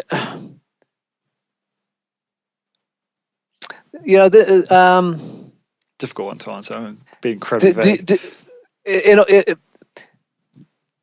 Here's the thing. I think if somebody really thinks you have the genetics of a Yates or a Menser, right? You really have to kind of train. You have to do the best with what you have to work with. Yeah. So if someone's aspiration is to occupy the most human real estate possible, you have to be in a gym where there's some heavy weights you can lift. That's not to say you won't have a perfectly fine physique better than most average humans not lifting that way, but at a certain point, you have to work within your constraints. Yeah. So if you're going to go for instance, let's say you can do 12 10-second up, 10-second down, body weight chin-ups. Perfect form, right? Mm-hmm. So your option is to add a weight belt, another 10 pounds to make those 12 hard again, for instance. Okay? Okay. Well, is the difference between adding a weight belt and doing a second set and failing at 8 reps, is that really going to be a huge difference in result? Theoretically, maybe. Practically, I don't think so. I think all your muscles are going to know is they've been challenged harder than they were before, and they have to adapt. I don't know that splitting the hair, like... I think there's a certain amount of hair splitting that it may be the difference that makes no difference. Now, again, I'm not saying go to 100 sets of chin-ups where, the form turns to crap and you're bouncing up and down. But if you're going from one set to failure to a second set, or even God forbid a third set, so you do 12 and you can't do 13 on the first set, and then you rest half a minute and you do 8 and you can't do 9 on the second set, and you rest a half a minute and you do 5 and you can't do 6 on the third set. I don't know that practically that's a tremendously different result from strapping on a 50-pound weight vest on and staying with the one set to failure. Right. I hear what you're saying. It might be, but I'm not convinced it makes too much of a practical difference. Either way, you're going to be a stud. either way is pretty impressive. True that. I've just become very self-aware that I'm mentally masturbating very much at this point in the conversation, and I promised a couple. There's a lot of that going around. There's tons. Well, that's the problem with the HIT influenced people, right? They work out for minutes a week and they spend hours a week online justifying and arguing about it. There is some truth to that, and it's a bit unfortunate sometimes. It's funny actually, because here I am talking about hypertrophy and all this kind of stuff. I promised a couple of listeners that I'd move on to talking about other outcomes of strength training. So I will probably leave the hypertrophy where it is. Okay, cool. So, all right, let's talk quickly about health hacks. Are there any health hacks that you personally employ, be it exercise, nutrition, or something else? Well, I can't draw a straight line between what I'm about to say and like an improved health result. Other than when I do these things regularly, I feel better with better energy, less aches and pains. So, especially as I get older, regular sleep is almost mandatory. I used to be able to, short myself a couple of nights a week and not miss it, but now I try to be horizontal by 10 o'clock and, up at 5:30. And the more regular that can be, the better I feel. Again, I'll assume it's going to be good for my health in the long run. The same thing with meals. I'm not paleo or vegan, but the more consistent in quantity and type of food and timing that I eat, the better I feel. So for instance, if I am having breakfast at 6 and lunch at noon and dinner at 6 with maybe a snack at 3, the more regular I do that, the easier it is to manage my weight, the better my energy, better my digestion. If I start getting erratic, if I start veering off in the time and the quantity or the types of food, it doesn't work as well on an immediate, like day-to-day basis. And then the other things, like I try to use a foam roller. I've seen a lot of value in that. Mainly on my back, sometimes on the side of the thigh, the IT band. Foam roller. I try to do a yoga DVD a couple of times a week. Again, the more regular I do that, the better my hips and back feel. Just going back to the foam roller for a moment. What is so? Yes. I've heard that being used by, Ferris recently interviewed Millie Boone. I don't know if you heard that one. She's like the number one female obstacle racer in the world, but she's also like a full-time, lawyer for Apple or something. So she's pretty full on. She uses foam roller for recovery, and obviously a lot of athletes do, and lacrosse balls and the stuff like that. What is the actual science behind that? Like, how does that affect the muscle when you're rolling against it? Like, what's happening there? Is it something to do with the lactic acid or something like that? Or? I resisted for a long time because I couldn't get a handle on it. Okay. I mean, I've never really been able to get a good handle on how it's relieving the knots in the muscles, or whether it's moving the lactic acid around or creating circulation. I really can't get a handle on it. But a couple of years ago, so I couldn't get a handle on the science behind it. A couple of years ago, I had really physically run myself into a deep hole, and I was very achy, and a lot of very distinct areas were very, very physically tight and sore. So I decided just to try the foam roller, just a basic routine that came with it. And I have to say, it did seem to help. So whatever the mechanism behind it, the basic, so it wasn't particularly time-consuming or exotic, just the basic rolls on the side of the thigh or across the hamstrings of the calves did seem to relieve a lot of the stiffness and the achiness. Now, if I hadn't done the foam roller and 4 weeks had passed, would I have felt better anyway? Maybe, I don't know. What's the... Sorry, Bill, go on. So I don't know if it was just giving myself a break, if the actual mechanism of rolling something against the stiff muscles was... I don't really know what the actual science behind it was. But since it's not a particularly time-consuming thing, to do 10 rolls on the IT band, for instance, or across the back, I try to throw it in a couple of times a week. So can you just give us like a detailed insight into the actual protocol, like what you do? Well, so for instance, I'll use like a basic cylindrical piece of foam. Mm-hmm. And of course, there's many more commercial products out there, harder, softer, smaller, spiked, all sorts of weird crap. But just the basic cylindrical piece of foam. And for instance, when you put it under your upper back, 90 degrees to your spine, so that you just literally roll back and forth on it. And you just roll, sinking your weight into it, slowly, say 5 or 10 times, and then move on to the next area. So maybe move on to the glutes or the IT band or the quad, depending on where you're sore. So yeah, so it's a very basic protocol. Basically, the thing that comes with the roll.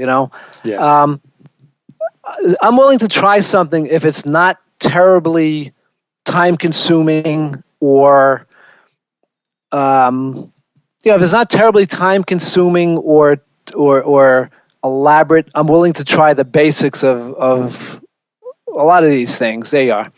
Again, can I draw a specific benefit to it other than the immediate feeling that it relieves some kind of tension? But sometimes relieving that specific tension is enough.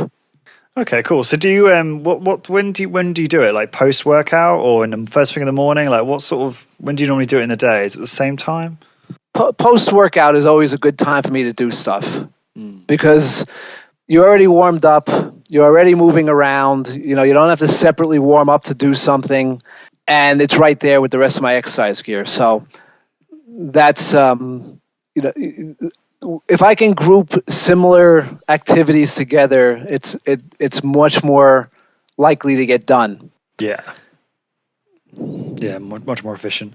What else? Because I interrupted you. You were kind of listing things that you do, diet-wise, supplementary exercises. Is there anything else that you want to add?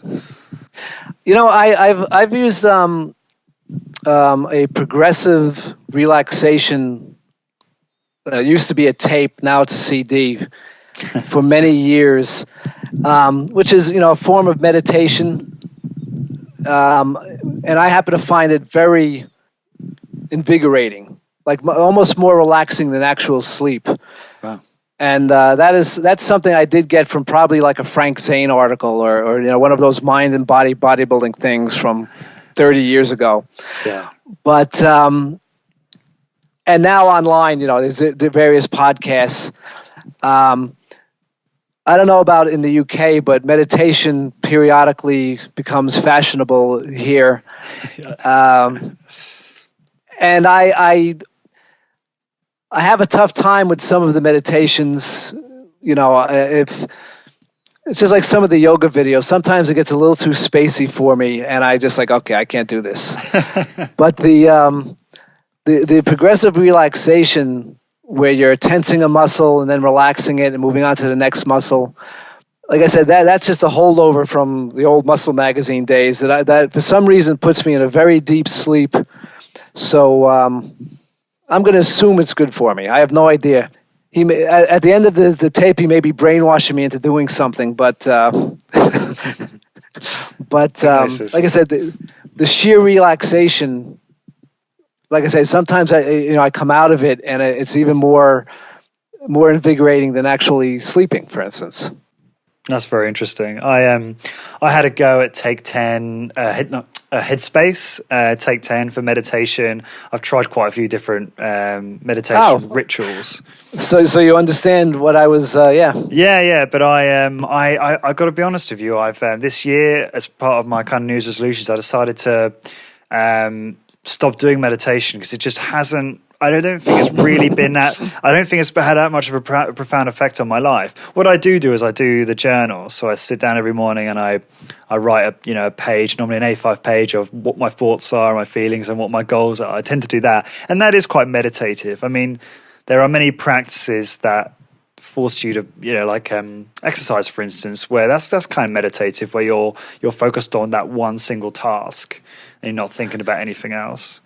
Well, I think that's the point, right? I mean, I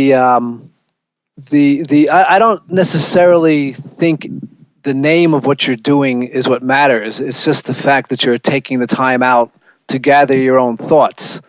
Yeah. Do you know what I mean? And again, like you said, there's a lot of different practices that can work, right? Tai Chi or some martial arts or...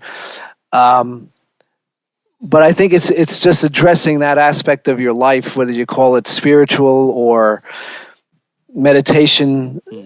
It does seem to be around a long time, and a lot of different people seem to claim a benefit from it. So yeah, I am probably going to revisit it for sure. It's just something I decided to I guess postpone at the moment. But Tim Ferriss seems to be very sure that there's plenty of scientific evidence that shows benefits of meditation. One being obviously the reduction in stress and the ability to monotask effectively. I think it's quite interesting. So not being distracted by, if you're working, like tons of different email coming in and other distractions. Well, I agree. I agree, but I don't necessarily know that you have to quote meditate per se. In other words, like part of what I do with the yoga DVD, I'm not meditating, but I'm not thinking about what I'm doing. I'm doing what the nice guy on TV tells me to do. And since the poses are challenging, I can only pay attention to that for that half hour, which gets to what you just said about not having many things running through your head. If I'm trying to just do yoga myself, now I have to think, okay, put my foot here, do this, breathe this way, and it defeats the purpose. Right. Because now there's too much. I don't have time for this stress management crap. I'm too busy. So I think there's a lot of ways to the same thing, which might be as simple as what you said, just focusing on one thing at a time and not being pulled in a million different directions. Yeah. And again, whatever benefits come out of it, great. Yeah, exactly. So since we've last spoke, has anything changed about your diet? What kind of diet? I know you said you're not dogmatic about paleo or vegan or anything like that, but what does your diet generally look like at the moment? Well, generally, so for instance, right now, breakfast is an instant oatmeal, some kind of fruit, usually some kind of nuts. Possibly a non-dairy milk, an almond, a coconut, something like that. Lunch, I try to have raw vegetables and half a sandwich. Why half 3 o'clock. Why half a sandwich? Yeah. Because it's one slice of bread less than a whole sandwich. That's no other reason. No other reason. No other reason than that. The snack around 3 o'clock will probably be like a Greek yogurt. And dinner is, I try to have one serving of whatever it is my wife is making that night. So I don't want to be so precious that I'm going to, try to dictate what she should prepare. But if I limit it, if I'm able to have one serving, as opposed to having the serving vat in front of me and continuing to eat, it's fine. Okay. And the closer I stay to what I just described, the better I feel, the better I function, the easier it is to manage my waist and my weight. Something comes along like the holidays and that type of precise eating pattern gets disrupted. Of course. With the obvious results, the expected results. So basically, I try to eat a lot of different things, not too much. Yeah. Do you have a calorie count, or are you just just quantity? Yeah. Okay. I don't. I did it one time, but why? Yeah, exactly. I mean, if the quantity of food, I used to do some work with Barry Sears 20-something years ago. And he had mentioned that for most people, breakfast and lunch can be the same thing every day. They're not really craving novelty for breakfast and lunch. I agree with that. And so it's really only dinner that people want a little bit of novelty at. And I think he was right. So if you think that if you can kind of if you can integrate that, then you don't really have to count the calories, right? Because if every day I'm going to have the same instant oatmeal, it's the same calories, whatever that number is. Yeah. And if I'm going to have one piece of fruit and one glass of milk, it's the same. So it just becomes a question of the actual, quantity. Okay. I'm going to jump back to exercise for a moment because there's something I forgot to ask. There's another question. This is submitted by Chris Highcock, actually. And it's, how do you apply your exercise philosophy, Bill, to endurance training, if at all? Yes. And then he also wanted to know about running shoes. Indeed. So you read the post. Okay, yeah. So you know exactly. I did read the post, yes. I'm glad. Well, I'll tell you, the endurance training is interesting because previously I really wasn't doing endurance training. Mm-hmm. I was doing, in my head, quote, cardio, which meant usually hopping on an ergometer and, an indoor bike, an indoor elliptical. But I was taking the high intensity training attitude towards it. So if I did level 4 on a Monday, on Wednesday I should do a level 5, and on Thursday I should do 6, and that way that's a bad approach, because you really quickly burn out and you really quickly overtrain. You probably get in better cardiovascular shape, so to speak, but you end up dreading it, and then you end up skipping it, and then it defeats the purpose. So actually on Chris's Hill Fit Facebook page, there was a lot of conversation earlier about this Phil Maffetone. So I did my own research on his training theories, and his, there's more to it than what I'm about to say, but he pointed out that training at the low end of the heart range, of the training range, can be just as valid as training too high. And that by training at the lower end of the heart range, you avoid overtraining, you avoid the form discrepancies that come with high efforts, and so you're able to be more consistent. And I thought that hit me in the right spot. I thought that was really a brilliant observation. So now what I do is I don't really train hard on the cardio stuff, or whether it's outside. I use a heart rate monitor now, but I set it fairly low so I know when to back off. So instead of using a heart rate monitor, I used to resist heart rate monitors because I would see people using them to compete with. I got up to 185. I got up to 190, which is the wrong way to use the heart rate monitor. The way to use it is to set it so that when you go too high, you back off. And I found that to make a huge difference in being able to do the endurance stuff or the cardio more regularly.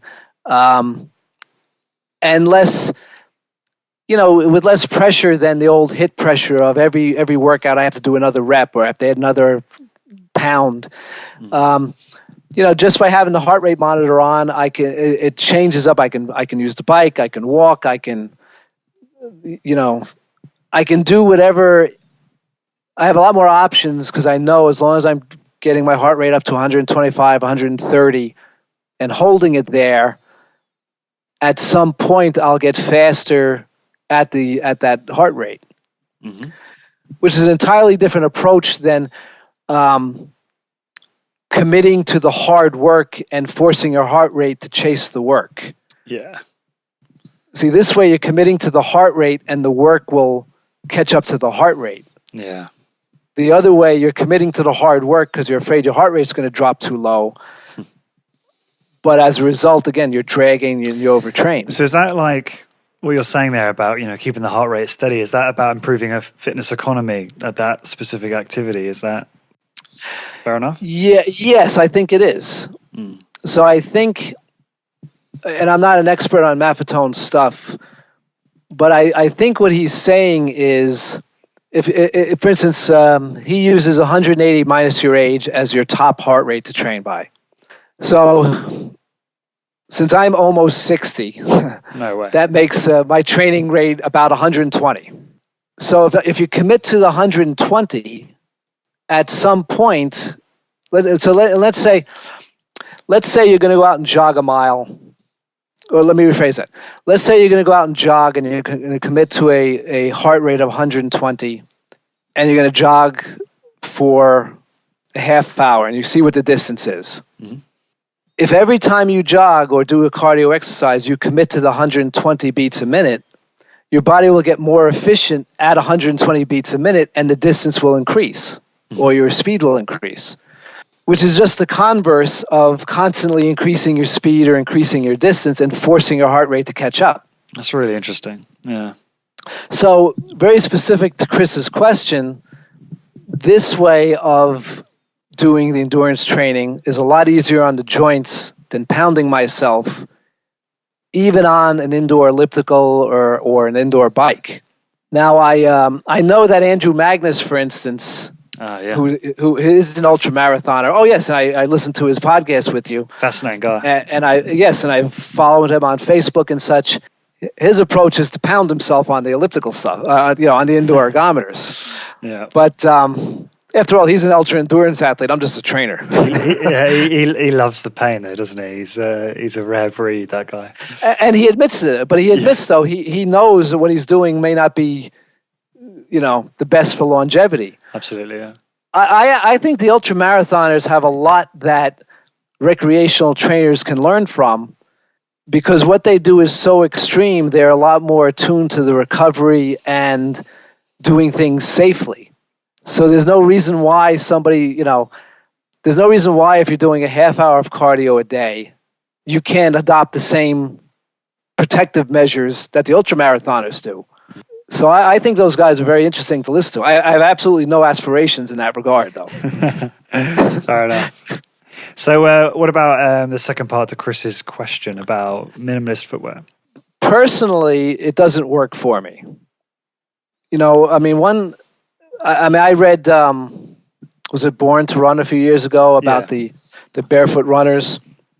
I personally have had flat feet my whole life, all the usual foot problems that come out of that. So for me, an orthotic and a structured shoe is almost a necessity. I know that the argument to that is, well, if you walk barefoot, if you walk with a minimalist shoe, the muscles will get in condition and it'll correct whatever's wrong. Sure. I don't think that works. Okay. Because it's not, again, the one thing exercise people always do, they always think that muscles are the only things involved in doing the exercise. But if you have flat feet, or if you have, or your ligaments are stretched out, or you have, there's other parts of your structure that have to work, not just the muscles. So while the muscles might be able to compensate, it's the connective tissue that might be falling apart. So if somebody has a healthy feet and a great arch, and they run the right way in minimalist shoes, it may work out very well for them. But I think what they found, now the vogue in running shoes and walking shoes is more cushioning, because the people who adopted the minimalist shoes didn't break in properly. Yeah. And then so they went from a heel strike with a lot of padding to a forefoot strike with no padding too abruptly, and they ended up giving themselves, new problems. So I think oh, you've hit the mute button again, Bill. You keep doing that. Clumsy.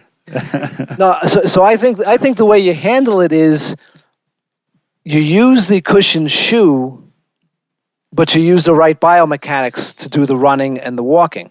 Got it. So the cushioned shoe or the support is for when one of your footsteps isn't quite right. So that if you should happen to land on your heel, in spite of your best intentions, you have the cushioning there so you can just shake it off. So if I would use the cushioning, just because, again, when you're doing running or walking, not every foot strike is going to be perfect. But I would still try to use the better technique for walking or running.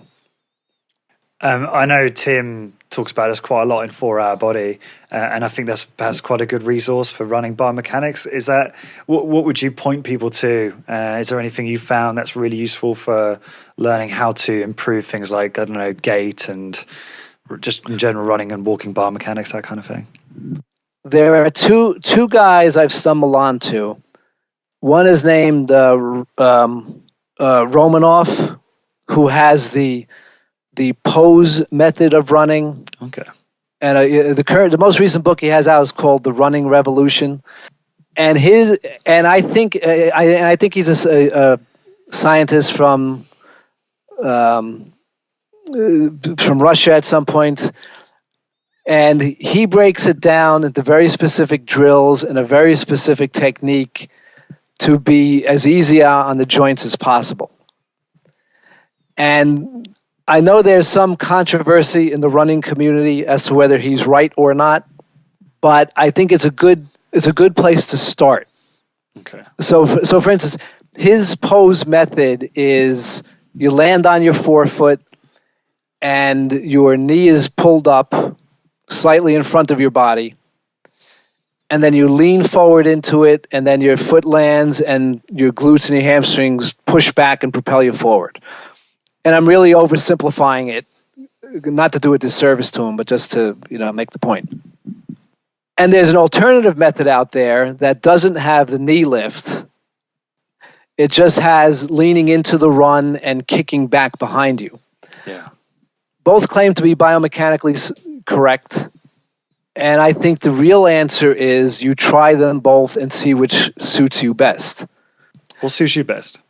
I don't run. I walk. I use so the one method is called the pose method by Romanoff. The other one is called chi running and chi walking by a guy named Danny Dreyer, who's another ultra endurance guy, and he has his running technique is slightly different from the pose method, but still I think very sound as far as being easier on the joints. I've been trying to master his walking technique, which if you can picture a conventional, like, thoughtless walking pattern, right?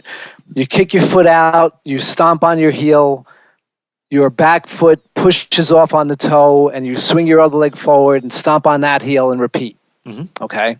Which that might be very efficient, say, if you're stranded and you have to walk 100 miles to civilization, because you're not using a lot of muscle effort. You're using stiff legs, and your weight is going over your legs, and you're using a lot of you're using momentum and lean, and your joints are taking a lot of the brunt of it. You're saving a lot of muscle effort to walk that way. What the chi walking method has you do is you take a small step, you land on a soft knee, and then you pick up your back heel and place it forward, so that you're not ever having that hard landing on the back. You're not having that hard landing on the heel strike, and you're not pushing off on the back foot. So your quads work to absorb the shock of your foot landing on the ground, and then your glutes work to propel you forward, and then your hamstring works to pick up your heel.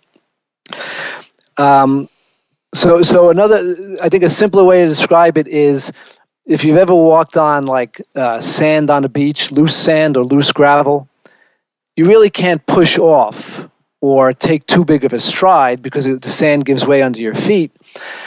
But what you do is you take shorter steps, you land almost flat-footed, and you lift your foot up as opposed to pushing off behind you. So I find that allows me to walk for miles without causing any problems in the feet.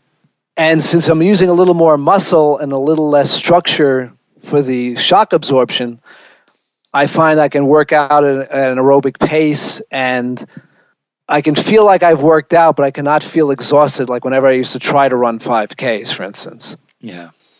Do you know what I was thinking here, when going back to what you were saying about minimalist footwear and how, it's gone full circle almost in terms of the cushioning. I actually did a survival of the fittest race, which is like, one of these obstacle course races in the UK. And I trained in Vivo barefoot running shoes to kind of experiment with that. I was running barefoot on grass with a view to condition my feet and structures for the race to run it in that way. And, suffice to say, I perhaps didn't do enough training, or I didn't give my body enough time to adapt, if that's even possible, from all the wearing heels my whole life, or small heels, albeit.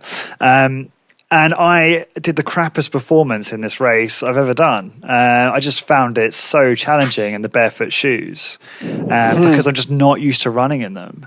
I was exhausted, absolutely exhausted very, very early on. And I feel that's probably because my economy just wasn't suited for that shoe. And the feet are very complex. Like the feet and hands are for the amount of square footage they take up, they're very, very complex compared to, say, a quad. The quad, you have a lot of muscle doing one or two things. The feet, you have a lot of small bones, a lot of small muscles, a lot of small connections. If if every time you land barefooted, the feet are now struggling to hold the foot together, that's a lot of energy going to just holding your foot together, as opposed to if it has an orthotic or taped or basketball players used to tape their ankles, right? There's no doubt that helps. I mean, maybe if you start as a young person with the barefoot stuff, maybe your body has a chance to adapt. But I know for this adult, at least in particular, that is not a good strategy. I'll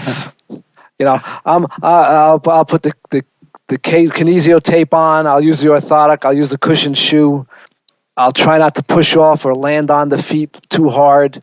It's a pretty big weak link for me. I mean, it's a very funny, interesting bit. I used to have 20 years ago, I used to have a woman work for me who used to do a lot of this ultra endurance stuff, right? She comes into work one day with sandals on and she has no toenails. All right. So I say, what happened to your toenails? And she says, well, from all the running and biking and stuff, the toenails turn black and they fall off. Oh, wow. I say, do you think that's your body's way of telling you got to back off on your training a little bit? And she says, what do I need toenails for? So I said, I'll get back to you on that. I will get back to you on that. And so it's, I think it'd be very interesting to find out from these ultra marathoners. By the way, how are your feet? I think a lot of us assume that these people are wired differently and things don't go wrong and everything's super healthy and super performance. I think a lot of them just don't care. Yeah, I think their toenails fall off and they just don't care. What do I need toenails for? Yeah, it is just a different perspective on things, and I completely agree with you. It's I was listening to Millie Boone. I think her name's Amelia or Millie, one of those, on Tim Ferriss's podcast, and she sits at a desk 8 hours a day. She trains like 4 hours a day, all like ultra endurance type stuff, and I'm like, God, that's going to catch up with you. That type of lifestyle, where you're static, sitting, and then running like that. And also she eats really poorly, and she's very humble, she's very open, you know, but she just gets so much satisfaction from her lifestyle that she perhaps doesn't care so much about the long-term damage potential. Well, yeah, you know, context is everything, right? I mean, maybe after 8 hours, it says she was an attorney. After 8 hours of that stuff, you have to blow off some steam. Yeah, true that. Yeah. But I'm just, you know, stunned at the extreme fitness stuff, because to me, if you get hurt exercising, that's a major mistake. Yeah. You know, you did something went very wrong if you get injured exercising, as opposed to competing. Competing is a different issue. Yeah. So I just, like I said, I just do not understand it. If I pull something exercising, or if I, you know, bring on an overuse injury, I'm pretty annoyed that I did something wrong. You know, I got, and you know, if I can't function in the course of the workday, that's a major problem with me. So definitely. Cool. So let's move on to some of these bonus questions. I appreciate that. You know, time's ticking on.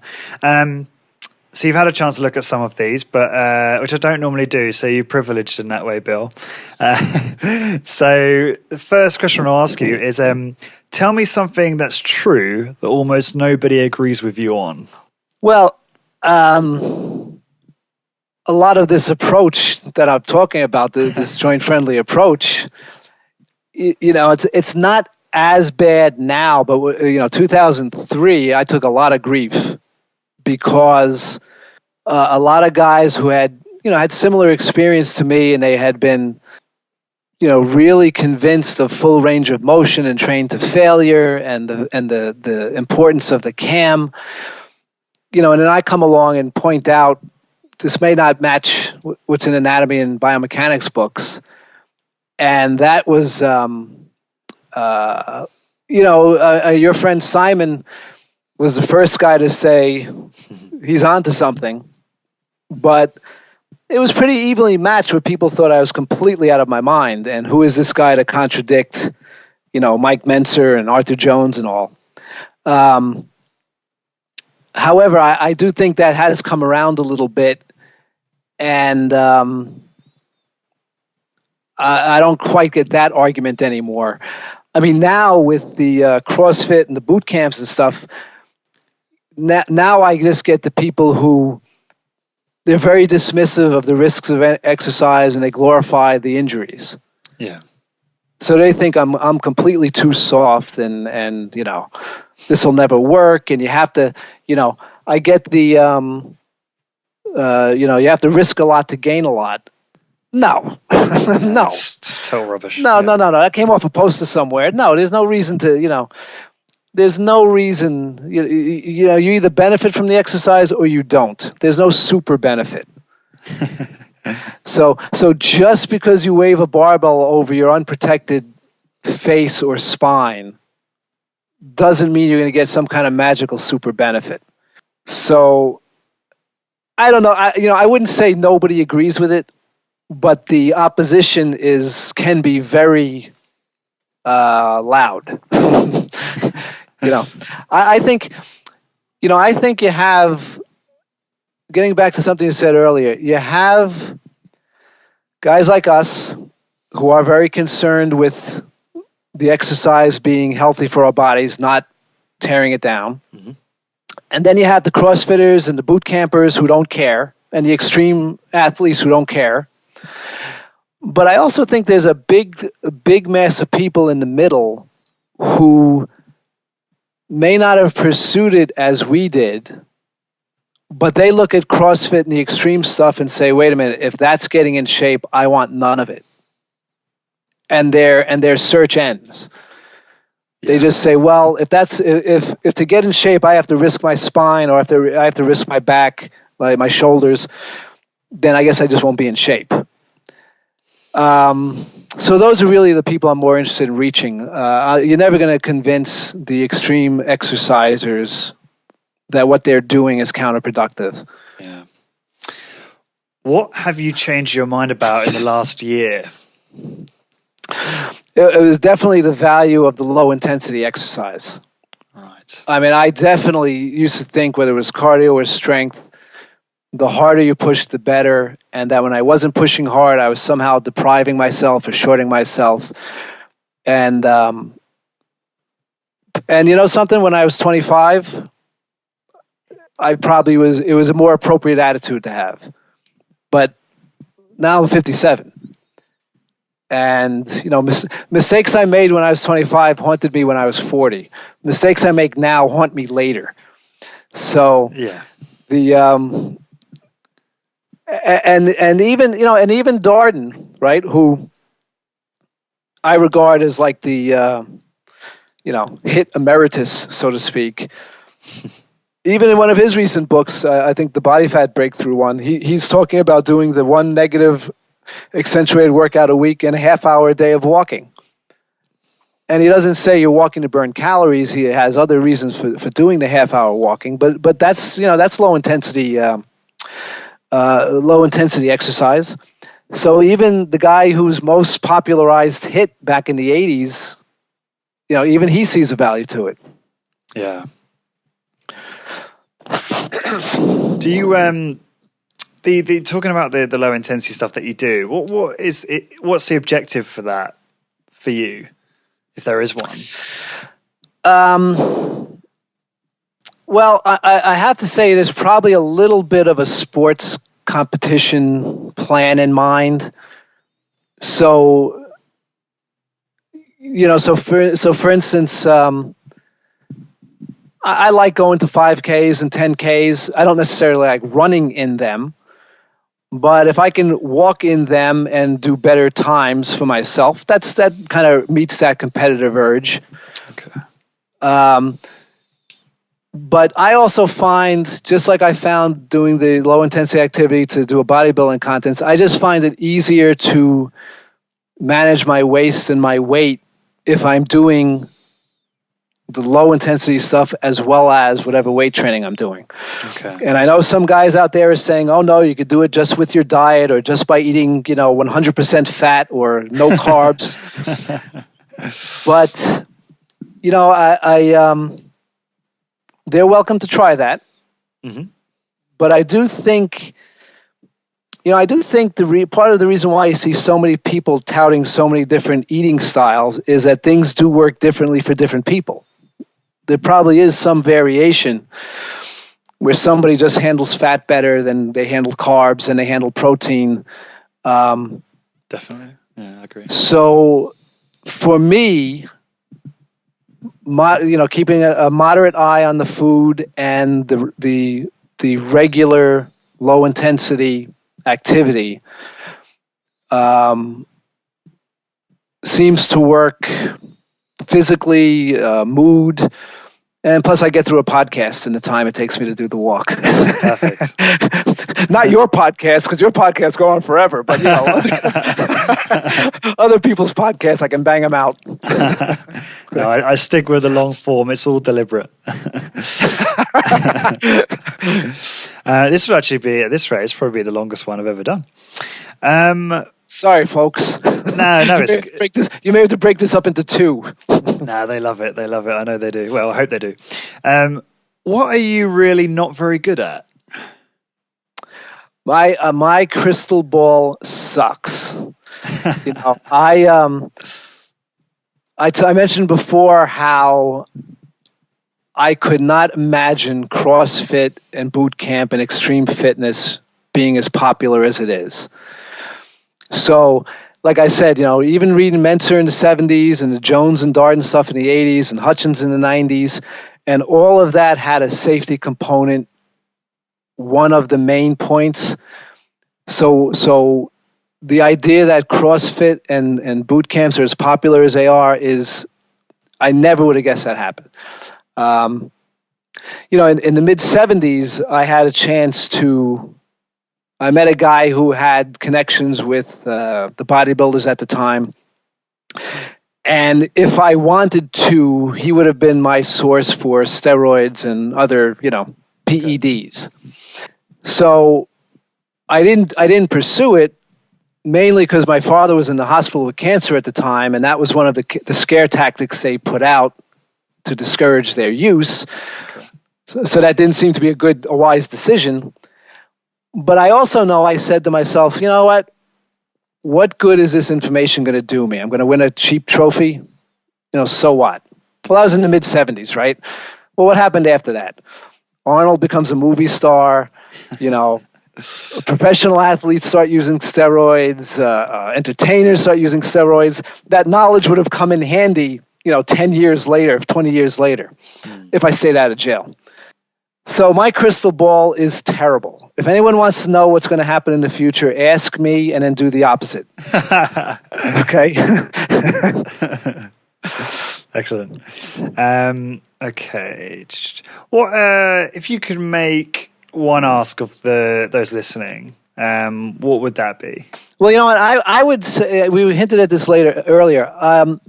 I would say really be clear about why you're working out. Yeah. In the context of our conversation, if somebody thinks they really have the raw material to be a bodybuilding champion or a mixed martial artist or a marathon runner, then by all means you should probably commit for a certain amount of time and give it a shot and see if you can do it. But if that's not your goal, or if you've tried it and it's not working, or if you just don't think you have the tools for it, there's no reason to mimic their training, or there's no reason to mimic the extreme aspects of their training and create a lot more stress for yourself as well as the wear and tear.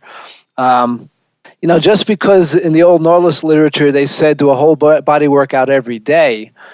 Well, if somebody likes riding a bike, and you're doing, a lot of miles on the bike, is that person obligated to do a leg press in the gym or lift heavy weights in the gym? Well, you're probably getting what you need from the bike, and you could probably not beat yourself up over skipping the leg press that week. So, as somebody who has overdone exercise and who has, maybe not competed, but has participated in some competitions, at some point, the exercise becomes a crutch to getting on with something else in life because I have to work out or I can't miss my workout. And if it's not going somewhere relevant to where you are in life, then it's worth adjusting. Good stuff. I guess final question. Do you have any new book recommendations? Anything you've read recently that's been quite profound? I knew you were gonna. I knew you were gonna say that. So, one question I get from a lot of HIT guys is, what is HIT missing by omitting cardio, endurance, cardio or whatever you want to call it? And my answer is generally always the brain benefits. So one book I saw in the last year was by a woman named Wendy Suzuki, called Healthy Brain, Happy Life, where she elaborates on the brain benefits specifically from, the more steady state type exercise. Okay. I think ultimately it comes down to preference. If someone doesn't like doing cardio, then don't do cardio. But the idea that it's somehow negative or of no value, I think, is not quite accurate. So that was a good one I stumbled on in the last year. I talked about Maffetone and Danny Dreyer and Romanoff. Those aren't new, but I think they have something to offer. Darden's last couple of books with the negative, his negative training techniques, I think, are really good. They're packaged to appeal to sort of a mainstream audience, but the technique, I think, is significantly better than other ways of incorporating negative training. And then, since I'm writing my own new stuff, I try not to read too much of other people's stuff because creativity with me is a very narrow one-way street. So if I'm reading someone else's stuff, when I go to write myself, I end up writing in response to what I just read instead of clearly expressing what I'm writing. I see. Yeah, that makes sense. So on the Congruent Exercise Facebook page, I put up a few scans, and what I'm doing is I've kind of graded about 90 exercises strictly on how easy it is to protect your joints while you're doing the exercise. So a 5-star exercise would be like a Nautilus Nitro leg press, where it's very straightforward how to protect yourself on it. And a 3-star exercise would be a barbell squat, which, there are some internal and external things to be concerned with, but you can manage the risk. And a 1-star exercise would be a barbell step up on a bench, which has already crippled a couple of college U.S. football players. And when you break it down, which is kind of the point of the book, you see that, you're likely, it's more of a freak accident that you do that exercise safely than you can do it. The freak accident isn't getting hurt. The freak accident is doing it safely. So I have the star rating, so someone could just quickly glance at and say, okay. So for instance, a person who drops out of a gym because they don't know what to do could just quickly look at the star ratings and say, okay, I'm going to stick with the 4 and the 5-star. And then when I'm more confident, I can do the more risky exercises. And then what I'm doing is I'm putting 4 pictures of each exercise, one showing like a bad start, like where you're loading the joint in a very vulnerable position.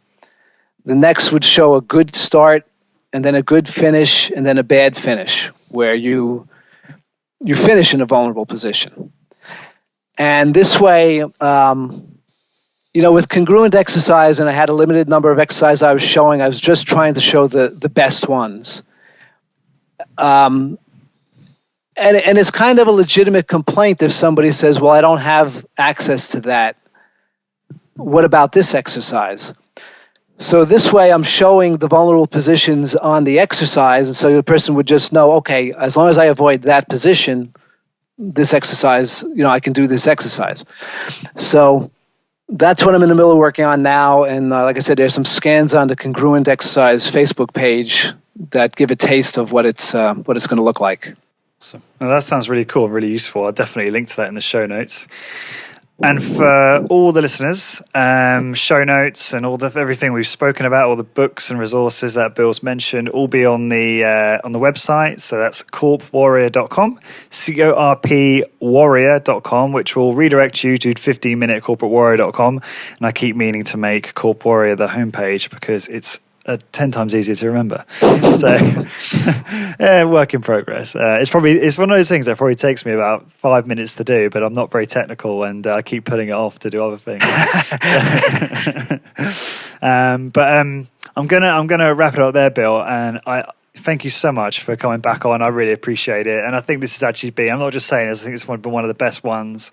I think people are going to get a lot out of this one. So I'm looking forward to it. Is it better than James Fisher and Adam Zickerman? Because really, I just want to beat those 2 guys. If I can beat those 2 guys, I can finish. Well, we'll have to see. I think I like to. Well, a good way of measuring the success would be, I guess, how much social media coverage it gets, and also how many comments it gets. Because actually, the most successful one in terms of comments was David Landau, which did surprise me a little bit. But maybe that's because he's so controversial. I don't know. You want to contribute? You want to comment on that at all? Or you look like you want to make a comment there. Well, something. I know about. I was looking at your list today, and I probably have spent in-person time with over half of the people you interviewed. Right. And I would say most of those guys, no matter how they come off online, in person, they're a pleasure. They're a lot of fun to be with. I bet they are. Including Landau. He and I have had drinks many times, and we usually have a few laughs, usually at somebody else's expense. But so the online persona is a tricky thing to manage because like you'll probably never see me get into it contentiously with anybody online. There's no point to it. You get all aggravated, and for what? And most of the people in person, they're not the same person they are online. So even Doug. So what's that? Even Doug. No, Doug. No, he's a pain in the ass. No, he's good. Doug. Doug and I have crossed paths at a lot of these talks, and he was one of the first guys I sent moment arm exercise to. We did that hour-long thing with Anthony Johnson and Skylar Tanner. Yeah, that was great. That I can send you the link to. Yeah. And so what happens is in person you find you're in agreement on a lot more things than a message board posting or a Facebook posting would suggest. So I have a little bit of an advantage to your other listeners in that I know these guys. Yeah.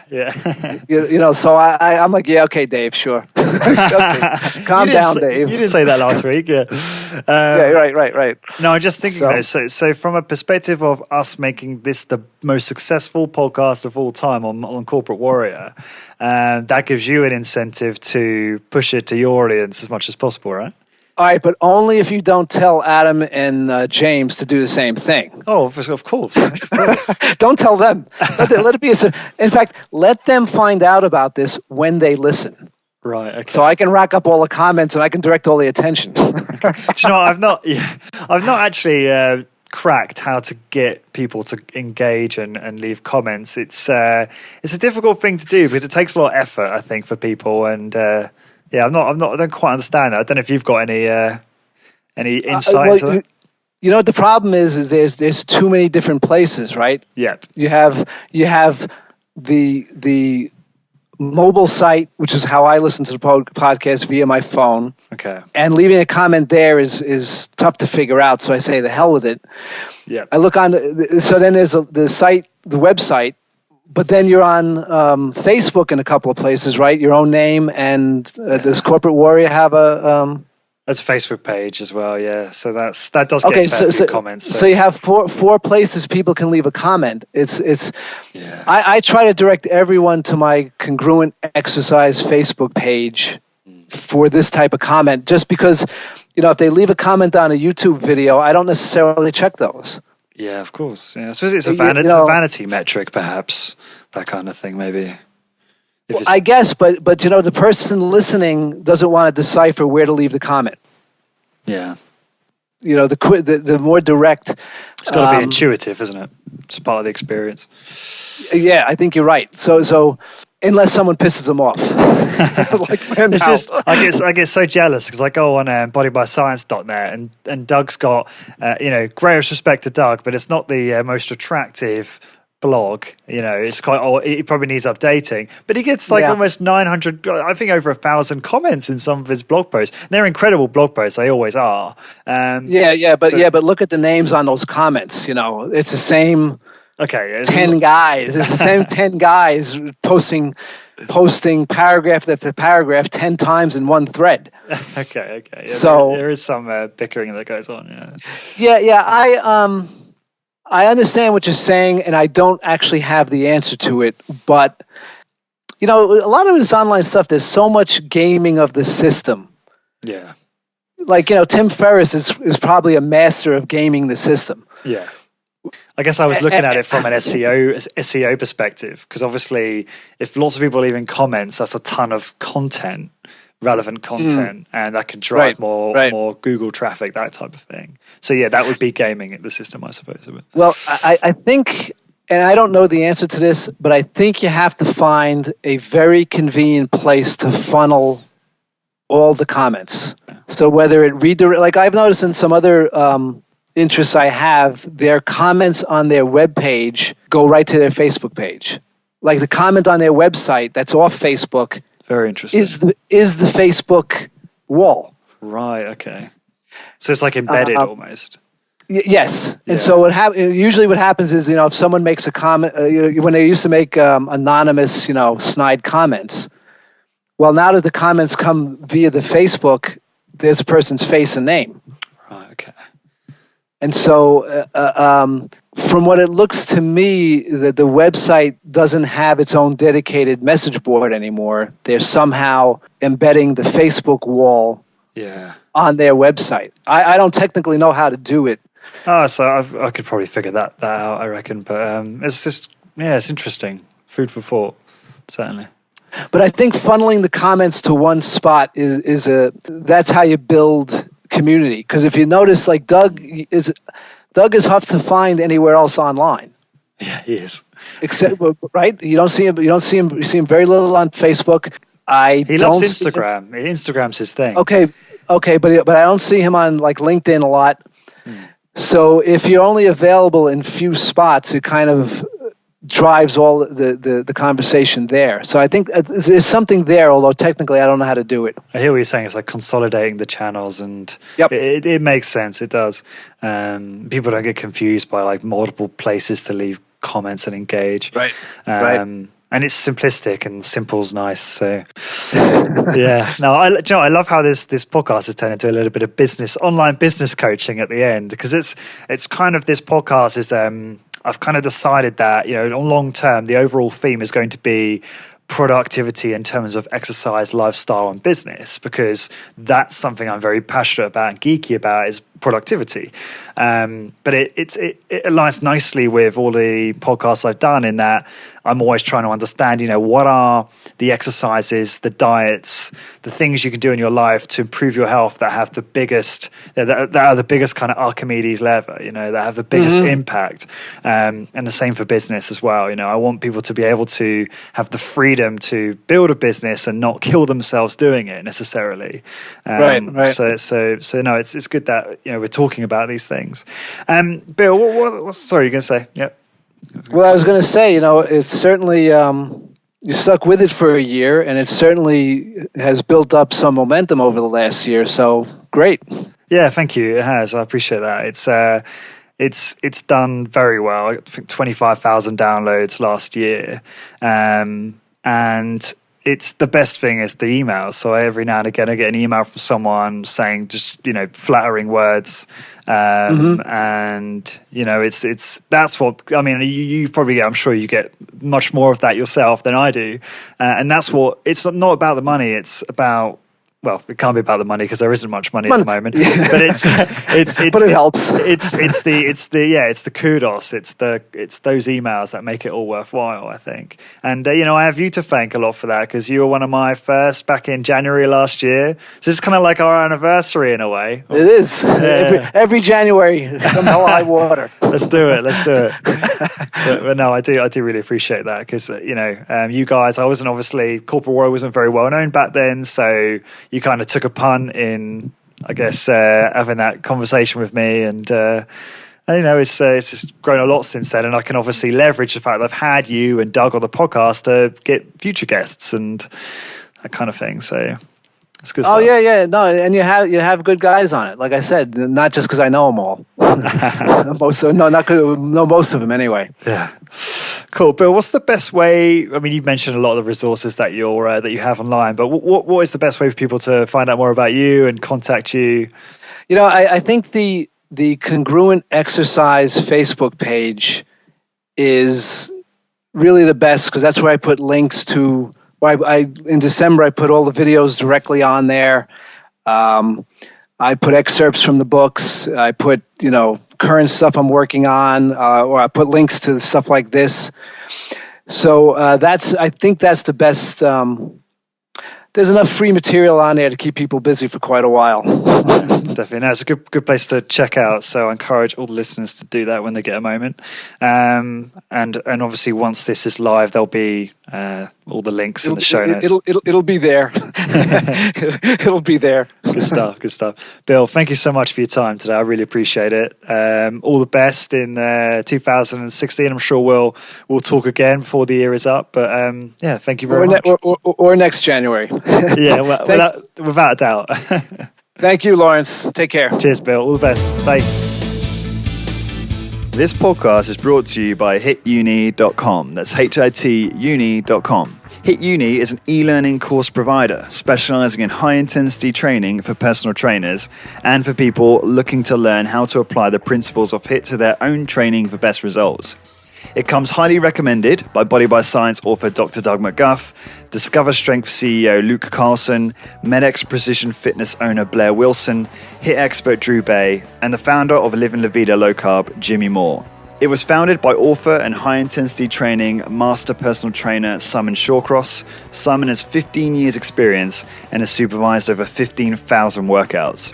Due to a combination of demand and a lack of quality in certification programs in the fields of high-intensity training, Simon and his team spent the last 3 years developing top-quality courses that will educate fitness professionals and participants to enable them to train individuals and themselves in the safest manner and produce best results.